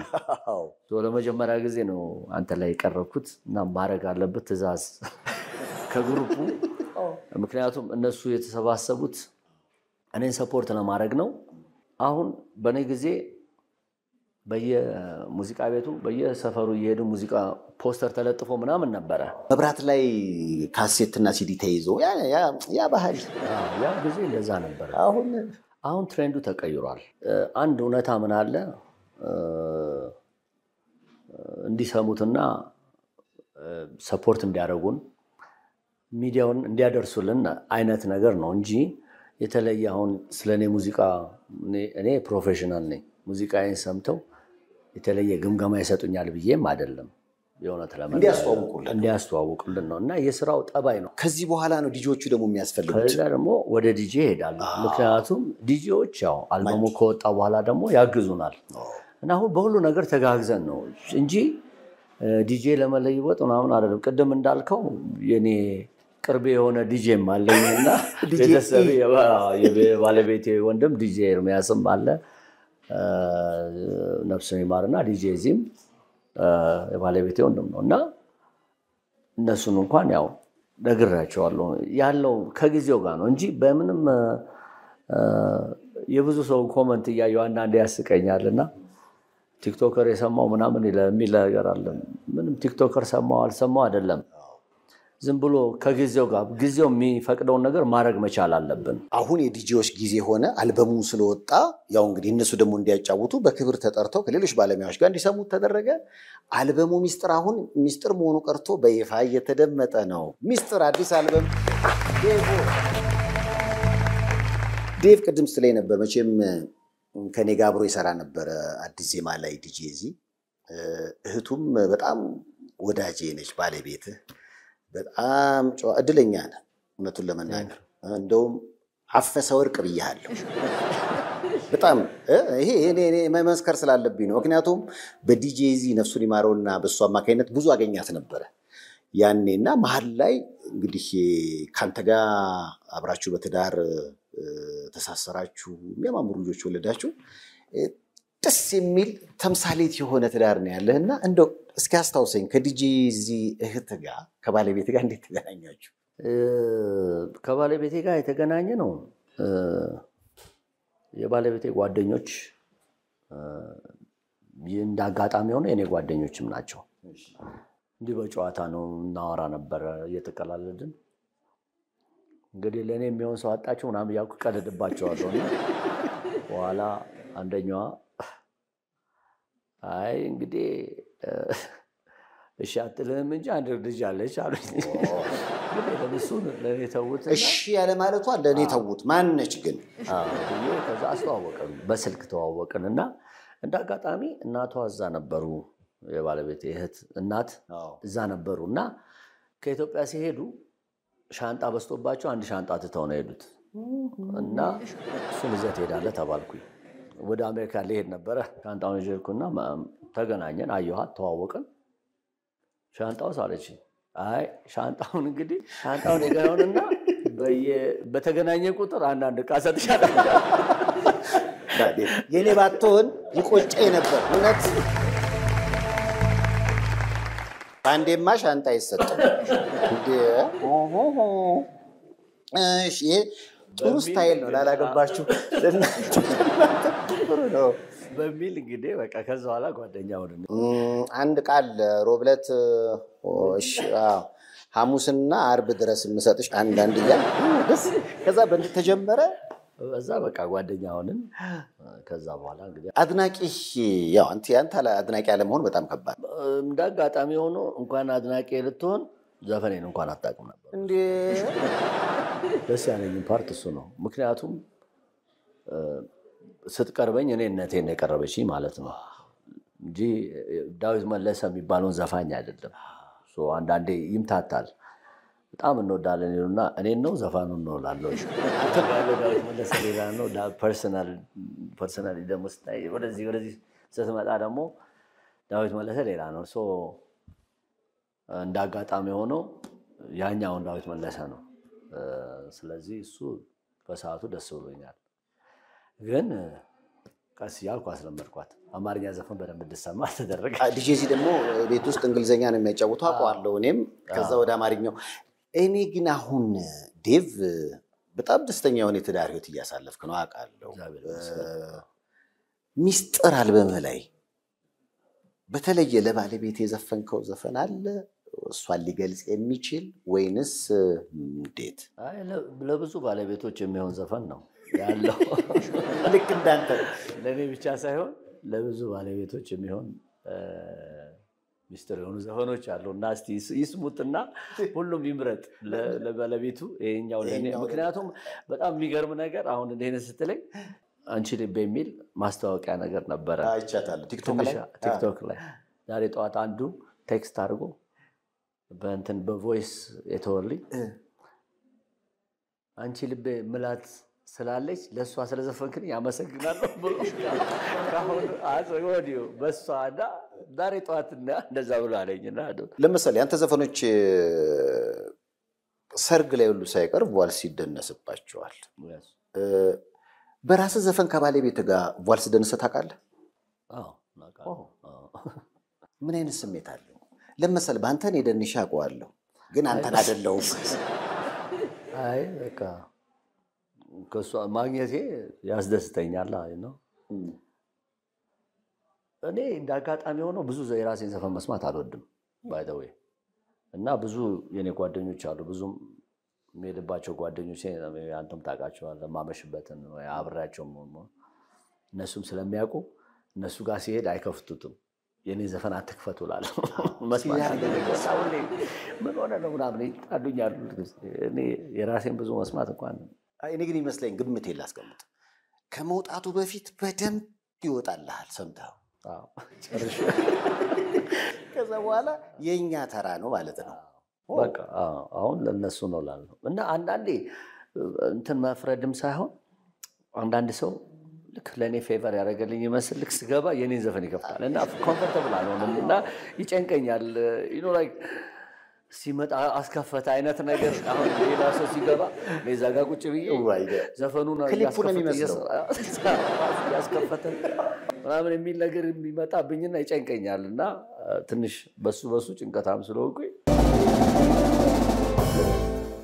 ስውር ይገለጣል በሻማ ችቦ ታላቅ የእውቀት አርማ ንጋት በጀንበር እንደሚፈካ እልፍ ነው የብርሃን ዋጋ ብርሃን ባንክ እንደ ስማችን ብርሃን ነው ስራችን። ዜማ ግጥም ቶሎ ሰምተህ አትረካም ሲሰራልህ እና አንተ ጋር መጥቶ አንተ ሳትዘፍነው ሌላ ዝነኛ አቀንቃኝ ዘፍኑት የታወቀ ዘፈን አለ አሉ። ግን ከዛ ውስጥ አሁን አንደኛው ወይ ጊዜ የሚለው የኩኩ ሰብስቤ ዘፈን የኩኩ ሻንተ ጋር ነበር። ዮናስ ሙላቱ መጀመሪያ አሰምቶኝ ነበር እና ዘፈን ለኔ እኔ ማልችለውን አልችልም ነው ማለት ከኔ ጋር ሄደ ለኔ አይሆንም እና ለሌላ ለሚሆን ዘስጥ ላልኩኝ እንደዛ ላልኩኝ። እስኪ የሌላ ሰው ዘፈን አንተ ጋር መጥቶ የዘፈንከው ሌላ ሰው ያን ዘፈን ሰምቶት ልክ እንዳንተ ለምሳሌ መውደዴን ወድጄዋለሁ የሚለው ዘፈን ለሸዋንዳኝ ነበር እና አይ ቲንክ ሸዋንዳኝ አልሰራውም ነበርና ወዲያው ቴዲ ሲሰጠኝ ከዛ በኋላ እንግዲህ ቶሎ ብዬ ወሰድኩበት ሳይቆጭ አይቀርምና እኔም ወዳቸው ዘፈኖች አሉና እንቀላለዳለን አንዳንዴ። እሱ እህሏን ይወዳል እና እኔ ደግሞ ስሜስ የማን ነው የምትለዋን ዘፈን እወዳለሁ እና እንቀያየርለዋለን አንተ ልብቀው ሸዋ በጣም ያው እንግዲህ እሱም ሸዋንዳኝ ኃይሉ ሚካኤል በላይነህ አንተ በጣም ወዳጆች ናቸው። ሌሎችም በርካታ ወዳጆች እንዳሉ አውቃለሁ። ወደ ኋላ ግን ሲሄድ አሁን በዚህ ዘመን ስላሉት አይደለም ወደ ኋላ ደግሞ ሲሄድ ከነ ኬኔዲ መንገሻ ጋር ሁሉ ጓደኝነትና ቅርርብ ሁሉ ነበር። በጊዜ ጅረት እዚህ ድረስ ደርሷል ያንተ ህይወትና አንድ ፎቶ ለትዝታ ላሳየህ ነው። ይሄን ፎቶ ስታየው ምን ይሰማል? ምክንያቱም ኬኔዲ መንገሻ ያለ አበበ መለሰ፣ ጆቫኒ ሪኮ፣ ክብረት ጋሽ ዳዊት አለ፣ ያሬድ ተፈራ። ያሬድ አይቀየርም። ተማሪ ይባላል። ከያሬድ አጠገብ ያለው ድራመር ነበር የዋሊያስ ባንድ። አባተ ሳክስፎኒስት አሁን እስራኤል ላይ ያለው ትልቅ ሙዚቀኛ ነው። ከአባተ ቀጥሎ ክብረት አለ፣ ጆቫኒ። ይሄ አይ ቲንክ የኬኔዲን ሪኮርዲንግ እየተሰራ አብረን የተነሳ ነው። ቀልደኛ ነው ኬኔዲ መንገሻ። ኬኔዲ በጣም ቀልደኛ ሰው እና እንደውም አንድ በጣም የሚያስቀኝ ታሪክ ሁል ጊዜ ስለ ኬኔዲ አብረን ብዙ ቦታ ሄደናል ከሮሃ ባንድ ጋር። ሮሃ ባንድ እያለን እና ወጣቶቹ ትንንሾቹ እኛ ነበርን። አንድ ጊዜ በጣም ያስቸግራቸዋል እና ይሄደና ሪኮርዲንግ ለመስራት ፈልጎ አንድ ባለሙዚቃ ቤቱ ያስገባና ይቆልፍበታል እና እዛው ምግብ ይሰጡታል ምናምን በቃ እዛ ስራው ይሰራል እና ውሻ ይለቃሉ እንዳይወጣ ምንድነው ጉዱ? ውሻ ይለቃል። በቃ አስቸጋሪ ነበረ። ኬኔዲ ግድ የለውም በቃ እና ከዛ በሶስተኛው ቀን ሰውየው ሲመጣ አሉ ኬኔዲ የለም። አልፎ ምንድነው ለካ የሚሰጠውን ምግብ ለውሻው እየሰጠው ውሻው ለመደው።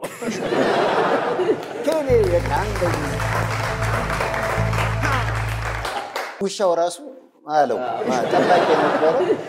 ለካ ኬኔዲ በጣም ወዶ አቀንቃይ ነው። እንደው የሆዴን ያለው ለዛ መሰለኝ። አሁን ብዙ ተሰጥኦን እንዲያወጣ ተፈልገው እኮ ነው። በዚህ ፎቶ ላይ ደግሞ ታማኝ ቤት እዚች ደረጃ ላይ ፎቶ መነሳት ፋሽን ነው አሜሪካን ሀገር ተገብቶ። ምክንያቱም ይሄ ስብስብ በጣም ለየት ያለ ስብስብ ነው። ነዋይ ደበበ አለ ከስር ስናይ እንግዲህ ታማኝ አለ፣ ፀሐዬ፣ ጥበብ ወርቅዬ፣ ታምራት ደስታ፣ ሸዋንዳኝ፣ ታምራት ደስታ፣ አረጋኸኝ፣ ጌራ ወርቅ፣ አረጋኝ ወራሽ፣ ነዋይ፣ እኔ፣ ፋሲካ ዲሚትሪ ላይ ያለው ነው። ብቻ በጣም ይሁን የአልበም ፖስተር ነው የሚመስለው። ብዙ ጊዜ እንሰባሰብ ነበረ። ታማኝ ዋና ሰባሰቢያችን ነበር። አሁን መቸለታም እንትን ላይ አንተ ሾውን ስሰማ ፍቅር አዲስ ስለ ሐሙስ ግሩፕ ስታወራ ሰምቻለሁ። እነ ንጉስ ያሉበት ያን ግሩፕ አብረን ነው የጀመርነው።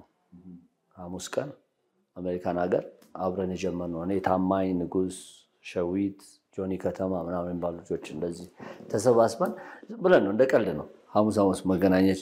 አክቹሊ ሮብ ቀን ነበረ ጾም ስለሆነ ሮብ ቀን ነበርና እኔ ነኝ ጾም የነበርኩት እና በጣም ለሱ ስጋ እየበሉ እኔ ብቻ ነበርኩ ሽሮ የምበላው እና በጣም ተማርሬ አንድ ቀን የግሩፓችን እንደ ሊደር የነበረው ንጉስ ነውና ለሆነ ጉዳይ ኢትዮጵያ ሲመጣ ሐሙስ አድርጌው ጠበቅኩት። አንበሳ ገልብጬ ጠበቅኩትና እኔ እናንተ እየበላችሁና ኮምፕሌንስ አደረግ በቃ ሐሙስ ይሁን ተብሎ ሲመለስ ሐሙስ ሆነ። ምናልባት ለሁላችሁም እንዲገባችሁ በጓደኝነት ውስጥ ሁሉም ሰው ብክን ይላል። በሳምንት አንድ ቀን ግን ለጓደኝነት ቁጭ ብሎ ለማውራት ጊዜ መስጠት ማለት ነው የሐሙሱ ግሩፕ በአሜሪካ እና የሳምንቱ ውሎውን ሁሉም ሰው ይከልሳል፣ ሪቫይዝ ያደርጋል እንዲሆነው እንዲያጋጥሙና በሩጫ በበዛበት ህይወት ውስጥ በጥሞና አሁን እዚህም ሀገር እኮ ይሄ ነገር ያስፈልጋል። ምክንያቱም እንትና ስትለው እንትናን ካገኘው ስንት ጊዜ ይላል እንትን ወዳጄ ነው ጓደኛዬ ነው ብሎ ግን እኔም ጋር ያለው ችግር ነው እና እንዲህ ሐሙስ ተሰባሰቡና እየሳቃችሁ እየተጫወታችሁ የሚገርም ነገር 20 ሜቢ ከ25 ዓመት በላይ አሁንም አለ ሐሙስ አሁንም አለ። እኔ ለምሳሌ ኢትዮጵያ ካለሁኝ አሁን እንኳን ፍላይቴን ያደረኩት ሮብ ነው። ሮብ ስነሳ ሐሙስ ገባለሁ። ለሐሙስ እንደምደርስ አድርጌ ነው የምገባው ለሐሙሱ እና እንደዚህ ነው ያለን ፍቅር። ጋሽ ማህሙድ ከኛ ጋር ይመጣል፣ ኤፍሬም፣ ነዋይ፣ ፀሐዬ ሁሉም አርቲስቶች ከዚህ አርቲስት በሄደ ቁጥር ሐሙስ ጋር ሳይደርስ የሚመጣ የለም። ሁሉም አርቲስት ይሰባሰባል አብረውን እና በጣም ደስ የሚል እንትን ነው።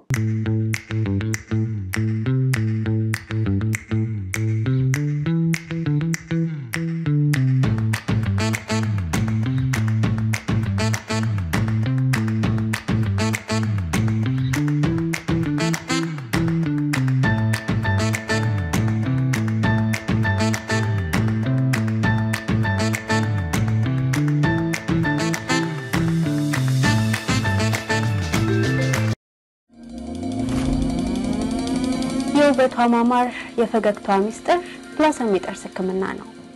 የምንሰጣቸው አገልግሎቶች ሬጉላር ኤንድ ዲፕ ክሊኒንግ ጥርስን ማጽዳት፣ ኢንቪዚላይን የጥርስ ማስተካከል፣ ፊሊንግ ጥርስን መሙላት፣ ኢምፕላንት ጥርስን መትከል፣ ኤክስትራክሽንስ ኤንድ ዴንቸርስ እና ሌሎች በመሳሰሉ አስተማማኝ ስራዎቻችን ትደሰታላችሁ። ሁሉንም አይነት ኢንሹራንሶች እንቀበላለን። ጤነኛና ያማረ ጥርስ እንዲኖረው እናደርጋለን። ለአዲስ ታካሚዎች ጥርስን ነጭ ማድረግ ዋይትኒንግ በነፃ እናደርጋለን። ሁሉንም አይነት ኢንሹራንስ እንቀበላለን። ብቅ ብለው ይጎብኙን። ልምድና ችሎታ ያላቸው የጥርስ ህክምና ባለሙያዎች ከዘመናዊና ንጽህናቸውን ከጠበቁ የጥርስ ስራ መሳሪያዎች ጋር ይጠብቋቸዋል። ብላሰም የጥርስ ህክምና ሁሉንም አይነት ሰርቪስ ማግኘት ትችላላችሁ። ብላሰም ስማይል በውድ ብሪጅ ኤንድ ለወርተን ለምትገኙ ለሁሉም አበሻ ኮሚኒቲ ብላሰም የጥርስ ህክምና። ያው እንግዲህ ዴቭ እና ደግሞ ገጠመኝ እስኪ ምክንያቱም እኔ ላስታውስ መሰለኝ ትዝ ካለ ዴቭ ከአሜሪካ ከመጣ በኋላ ወዳጆች ነበርን።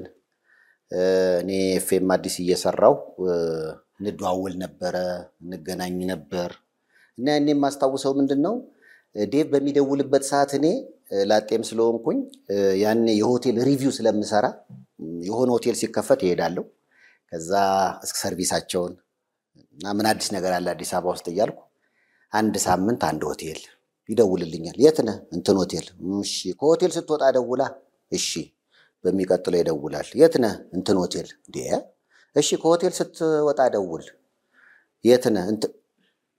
በአካል ተገናኘን ከዴቭ ጋር ማለት ነው። እኔ የምልህ እንዴ ሆቴላም ነገር ነህ እንዴ ያልከኝ አስታውሳለሁ። እና የዴቭ ቋንቋዎች አሉ። ምሳጫም ለኔ የሰጠኝ ሆቴላም፣ ቀንጆ እና የራስ ነገሮች ናቸው። አሁን ካገባው በኋላ ሆቴላም እንዳትለኝ ለማለት ነው እዚህ ላይ አሁን የምናገረው። ዛሬ ገና ራሱ ሬስቶራንት ስመጣ ሆቴላም።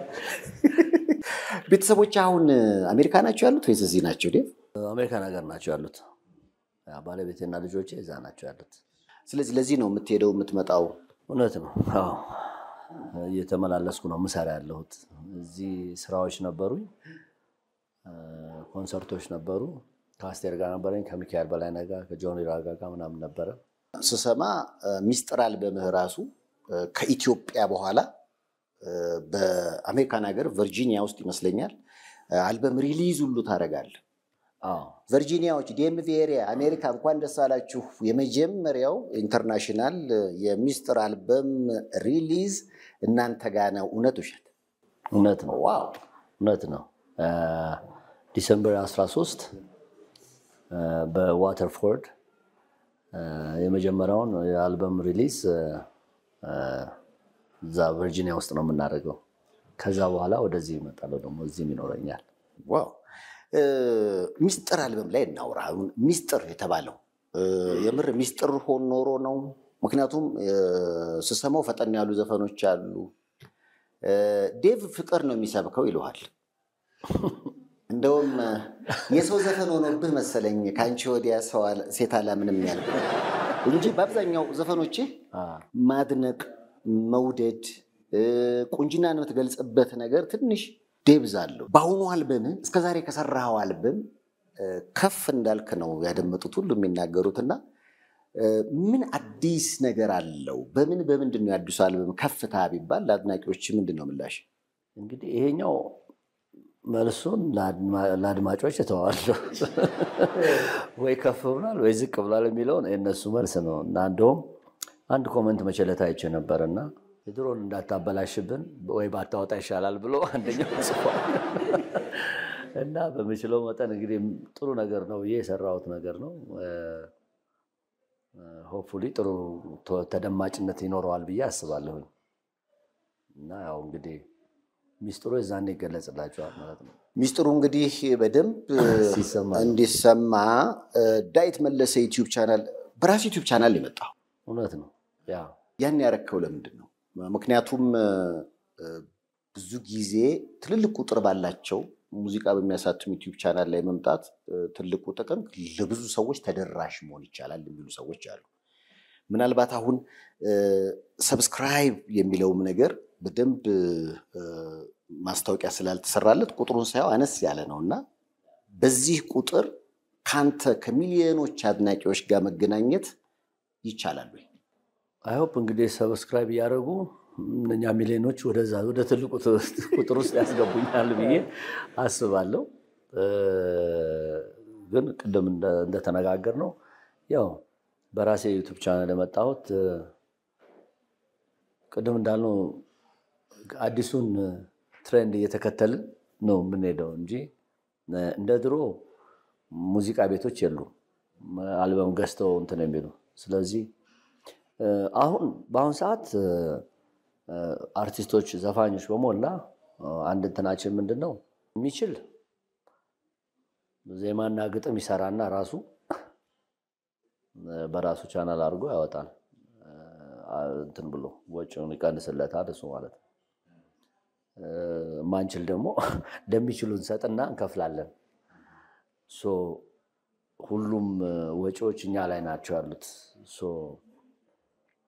እንደ ድሮ ሙዚቃ ቤት መጥቶ ትንሽ ገንዘብ ሰጥቶ እንትን የሚል ነገር አይደለም። አሁን ትሬንዱ ተቀይሯል ያልኩ እሱ ነው አንደኛው። በቃ ሁሉን ነገር ለኛ ተትቶ ዜማ የምንፈልገው እኛ ነን፣ ግጥም የምንፈልገው እኛ ነን፣ ሙዚቀኛ የምንፈልገው አሬንጀር እንትና ይሻለኛል ብለህ የምትለው ራስህ ነህ፣ የምትከፍለው ራስህ ነህ።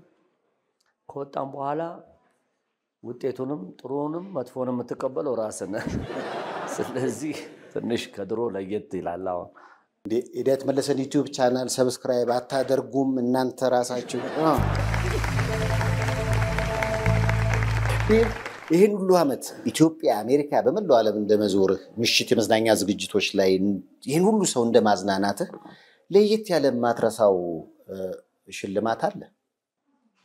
ተለየ ሽልማት እንኳን ትዝ አይለኝም። ግን አንዱ የሸለመኝ ነገር ምንድነው ሽልማት ሳይሆን የዘፈንኩኝ ድሬዳዋ ላይ ነው የዘፈንኩኝ። ከሩቅ ተንደርድሮ መጣና እዚህ ጋር ነከሰኝ። ወዳለው ብሎ ይደሰኝ እና እንደዚህ ቢለኝ ነገር እሱ ነው። ከዘፈኑ ጋር አብሮ ይሄዳል። አልቻልኩም። ደስ ይላል። ግን ፍቅሩን እኮ ነው የገለጸልኝ። እሱ ደፍነት ምንም ጥያቄ የለውም። ገጠመኝ ሆነ እንጂ ሰውየው ፍቅሩን የገለጸው እንደሱን ደግሞ እያልክ ስትል እንዳታበረታታብኝና የሚናከስ ዋው። ምናልባት አዲሱ አልበም ላይ አበጋዝም አለ፣ ሚኪ ጃኖ አለ። በቃ ሀሜት ልንገርህ ፊት ለፊት እሺ፣ አበጋዝ ላንተ ያዳላል ይላሉ። ግን ያው አብረን ነው። ብዙ ጊዜ እኔ ፍሪደም እሰጣለሁ ለሙዚቃ ለሚሰሩ ሰዎች። እሱ ላይ ነው እንግዲህ አበጋዝ ጋር ፍሪደም ሰጥቶ እሱ በሚፈልገው ነገርም ከዛ የኔንም አይዲያ ጨምርለታለሁ። ከተስማማው ጨምርልኝ፣ ካልሆነም አይ ይሄ የተሻለ ነው ይለኛል። ሲለኝ እንትን አለንም። አሁን አልበም ላይ ያው አበጋዝ አለ 5 ዘፈን ሚኪ ጃኖ ሚካኤል ኃይሉ እሱ አለ 5 ዘፈን። ከዛ አንድ ዘፈን ደግሞ ብሩክ አፈወርቅ አለ አሬንጅ በማድረግ እና አሁን እቺ ሰማታ አንቺ ልቤ የምትለዋ ዘፈን የብሩክ ነች። አሬንጅ አደረጋት። ዘፈኑ ግጥምና ዜማ የሱ ባለው ነው እና እዚህ ዘፈን ላይ ትልልቅ ዘፋኞችም ተሳትፈውበታል። እሱ ባለው አለ፣ ቴዲ አፍሮ አለ፣ ሳሚዳን አለ። ዋው የሰጡኝ ዜማዎች እነሱ አሉና ተጨማሪ እነ ሞገስ ተካ የሁል ጊዜ ከድሮ ጀምሮ ከሁለተኛው አልበም ጀምሮ ከኔ ጋር ያልተለየ ሞገስ ተካ አለ። ሌሎችም አዳዲሶችም አሉ። ሚኪም አንዱ ለዘፈን አለው። አዎ ጥሩ ይሆናል ብዬ አስባለሁ። በአንጻራዊነት አልበምህ ከድሮም ጀምሮ ከወንዶች በላይ በሴቶች ይወደዳል። የብዙ እንስቶች ክራሽ ነበር። ያው እንግዲህ ስለ ሴቶች ስለመዘፈን ነው መሰለኝ። ያ ነገር አሁን ይቀጥላል ማለት እነሱን በደንብ ነው የምታንቆለጳጵሰው። ዴፊኒትሊ እነሱ ያው ግራ ጎናችን አይደሉ። እንግዲህ እነሱን ካላሞገስም ማን እናሞግሳለን? ጥሩ ነገር ስለነሱ ማውራት አለብን። ምክንያቱም የኔ ያነሳው የዓለምፀሐይ ወዳጆ ግጥም ሴት በጣም ውበትን የገለጸችበት መንገድ በጣም በተለየ ካሁን በፊት በነበረ ስራ ላይ ይንጸባረቃል። ያ ነገር አሁን ቀጥሏል ወይ? አዎ ዓለምፀሐይ አሁን አብራኝ ትሰራለች፣ ሰርታለች አንድ ዘፈን ላይ። ለሌላ ጊዜ ያቆምኳቸው የተወሰኑ ዘፈኖች አሉና እነሱ ላይም አለች። ግን አንድ ኮንፊውዥን አለ ብዙ ጊዜ።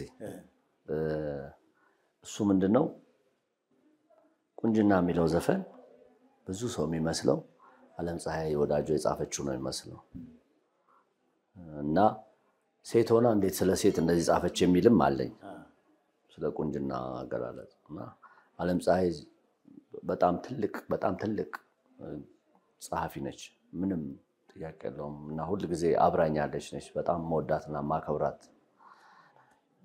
እንዳጋጣሚ ግን ይሄን ዘፈን የጻፈው እኔ ፍሬጂኝ የሚለውን ዘፈን እሱ ዜማው የኔ ነውና ዜማውን ጀምሬ የሆነ ፓርት ላይ ከበደኝ፣ መጨረስ አቃተኝና ዮናስ ሙላቱ የሚባል ኪቦርድ የሚጫወት ልጅ አለ እና ትልልቅ ዘፈኖች የነ ሙሉቀንን ድሮ ይሰራ ነበር። ቴዲ ታደሰ አይንሽን አይና ምናምን የሚለው እሱ ነው የሰራ ልጅ ነው እና ዮናስ ትልቅ ሙዚቀኛ ነው እና ዮናስ ወዳጄ ስለሆነ ዮኒ ይሄ ዘፈን ጀምሬው ማለቃቃተውና ስማው እስቲ ምናምን እስቲ ነገ ናና ትናረጋለን ብሎት በነጋታው ሲሄድ ቁንጅና የሚለውን ዘፈን ከነግጥሙ ሰርቶ ሰጠኝ።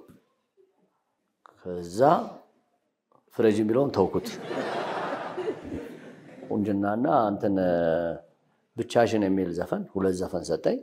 ከዛ በኋላ ነው እንግዲህ አንድ ቀን የሚለውን አልበም ስንሰራ አንድ ቀን እንዳጋጣሚ አበጋዝና እኔ ብዙ ዘፈኖች ሰርተን ሰልችቶናልና ምሳልን በላይ ሄደና ስንመለስ ዛሬ እስቲ ሌላ ነገር አዲስ ነገር ሞክር ምናምን ተባባለን። አንድ ዘፈን አለኝ አልኩት። ፍረጅኝ የሚለውን ነው ያለፈው አልበም ላይ የተውኩት አለ። እስቲ ሞክረው ተባባለን። ሞክረው በጣም ጥሩ ነው እና ሰክሰስፉል የሆነ ሙዚቃ በጣም ሰው የሚወደው አይነት ሙዚቃ ሆኖ ተገኘ ማለት ነው። ግጥሙን ግን የጻፈችው ዓለምፀሐይ ወዳጆ ነች። ፍረጅኝ ነው እንግዲህ ሚስጥር በራስ ዩቲዩብ ቻናል ከ22 ዓመት በኋላ ነው የመጣው። አድናቂዎች ምን እያሉ ነው? ያው እንግዲህ ስንጠብቅ የነበረው ፈጣልን ደረሰ ሚላለ ዳዱ ደግሞ ከዚህ እድሜ በኋላ ዘፈኑን ትተህ ቸርች ቤተክርስቲያን ብገባ ይሻላል የሚለኝም አለ እና ሁሉ ሰው የራሱ አይነት አስተያየት አለው። ግን በአብዛኛው ፖዚቲቭ የሆነ ጥሩ ነው ነው የምንጠብቀው። ለብዙ ዓመት የምንጠብቀው ነገር መልስ ሰጠህን አይነት ነገር ነው ያለው። አይ ሆፕ የሰጠኋቸው መልስ የጠበቁትን አይነት ይሆናል ብዬ ገምታለሁ። ምናልባት ካሉት ተነስቼ ዳዊት መለሰ እስከ መቼ ይዘፍናል? ብዙ ላይሆን ይችላል አላውቀውም። ግን እሱ ከባድ ጥያቄ ነው እና ሌላ ነገሮችም እየሞከርኩኝ ስለሆነ ሲደርስ ጊዜው እንግዲህ እነግራቸዋለሁ የሚኖረው። አሁንም አለህ ብቃቱ አሁን አለው። ምናልባት የሚያልቡ የሚቀጥልም ነገር ሊኖራል ብዬ አስባለሁ። አዲስ ነገር እንጠብቃለን። ዴቪዬ እስኪ ይህን ፎቶ ልጋብዝህና ቢቢሲ ላውንጅ እኔ እንደው መጀመሪያ ቢቢሲ ሁሉ መስሎኝ ነበር። ላውንጅ ከፍተህ? ላውንጅ ከፍቼ ነበረ። ቢቢሲ የሚለው ስም እንግዲህ የልጆቼ ስም ነው። 2 ልጆች አሉኝ። ብሌንና ቤኪ ይባላሉ። በእነሱ ነው ቢቢሲ ላውንጅ ብዬ ያልኩት። ለትንሽ ጊዜ ሰርተን እንግዲህ እኔም እዛው ፐርፎርም ማድረግ ነበረ። ከዛ በኋላ ያው ወደሚቀጥለው ሄጃለሁ። ልጆችህ ላይ ያንተን ሙያ የመከተል ነገር አየህ? ሙዚቃ ይወዳሉ ልጆቼ። ግን ሙያውን ይከተሉ አይከተሉ እንግዲህ እግዚአብሔር ነው የሚያውቀው። እኔ እንኳን እያየኋቸው ነው። ጥሩ ናቸው፣ ምንም አይሉ። ምናልባት እንደ የፎቶ ጥያቄ አንድ ደግሞ ሊጨምርና ምንድነው እዚህ ፎቶ መሀል በነጭ ወታደሮች ተከበህ ትታያለህና የት ነው ታስታውቀዋለህ? ይሄ አዲስ አበባ ሸራተን ነው። ማሪኖች ናቸው፣ የአሜሪካን ማሪኖች ናቸው እና በየአመቱ ማሪን ቦል የሚባል ፓርቲ አላቸው እና የዛ ማሪን ቦል ፓርቲ ላይ ሰራ ነበረ። እኛ እንሰራ ነበር። ሴቫንስ ባንድ የሚባል ነበር። ሴቫንስ ባንድ ውስጥ ሰራ ነበር እና ከዛ ብሬክ ታይም ላይ ነው እንግዲህ ፎቶ መነሳት ፈልጋለሁ ብያቸው በሞላ ደርድረው ከአሜሪካን ማሪን ጋር በሞላ ደርድረው ብዙዎቹ ግማሾቹ ወዳጆቻችን ነበሩ። ይመጣሉ እኛ ጋር እና አብረን እናመሻለን አንዳንድ ጊዜ። ያው ቀደም ስትል ነበር ወደ ኢንቨስትመንቱ ወደ ተለያዩ ሙያዎች የመግባት ሀሳብ አለ። እንደው ምን ትዝ አለኝ መሰለህ አንተ ብቻ አይደለህም በዘፈን ብቻ የምትኖረው። በተለያዩ ኢንቨስትመንት ላይ የጣርከው የሞከርከው በርካታ ቀንቃኞች አሉ የሚሞክሩ። ከነሱ መሃል እኔ በግል እንኳን የማውቀው ኤፍሬም ታምሩ አንዱ ነውና ኤፍሬም ታምሩ ከአሜሪካን ሲመጣ እንዳንተ እሱም ኮንስትራክሽን ላይ ነበር የተሰማራው። ዶዘር አምጥቶ ነበረ እና ዶዘሩን ይዞ መጥቶ እዚህ የተለያዩ ቦታዎች ላይ ስራ ይሰራል። ይህንን ማናወቀ ንዋይ ደበበ። እሱም ከአሜሪካን ሲመጣ ኤፍሬም እኮ ዶዘር አለው ምናምን ተባለ። በጣም በሚገርም ሁኔታ ያው ንዋይ ጨዋታ ይችላል እና እኔና ንዋይ እየሄድን የሆነ ምሳ ለመብላት መብራት ላይ ቆመንና ዶዘር የያዘ ተሳቢ መኪና ሲያልፍ አስቆመው ማለት ነውና ኤፍዬ እለፍ እባክህ ኤፍዬ ያ ዶዘር የኤፍሬም ነው በሚል ኤፍዬ እያለፍክ እባክህ አለውና ልክ እንደዚህ ሁሉ እንግዲህ በእርግጠኝነት ዳዊት መለሰም ከሙዚቃው ጎን ለጎን በሌላ ኢንቨስትመንት ስራዎች ላይ እንጠብቃለን። ጨዋታ ያመጣዋል። ነዋይ በጣም መወደውና ማከብረው ወንድሜ ነው። ለብዙ ዓመት አብረን ሰርተናል። ሮሃ ባንድም አብረን ሰርተናል። መወደው አርቲስት ነውና ከዛ ያኔ በቅንጅት ጊዜ አሜሪካን ሀገር እያለ እዛ ይጠይቁታል። ነው ዳዊት ማሽን ይዞ መጣ፣ ኤፍሬምም ዶዘር ይዞ መጣ ምናምን እያሉ ሲወራ ይሰማል። ለካ አላ እንዴት ነው ሲል ምን አውቃለሁ አለ። የኢትዮጵያ ሕዝብ ያንን መንግስት የሚቃወምበት አንድ መሳሪያ ድንጋይ ቢኖረው ኤፍሬምና ዳዊት ገብተው ፈይጠው ጨረሱበት።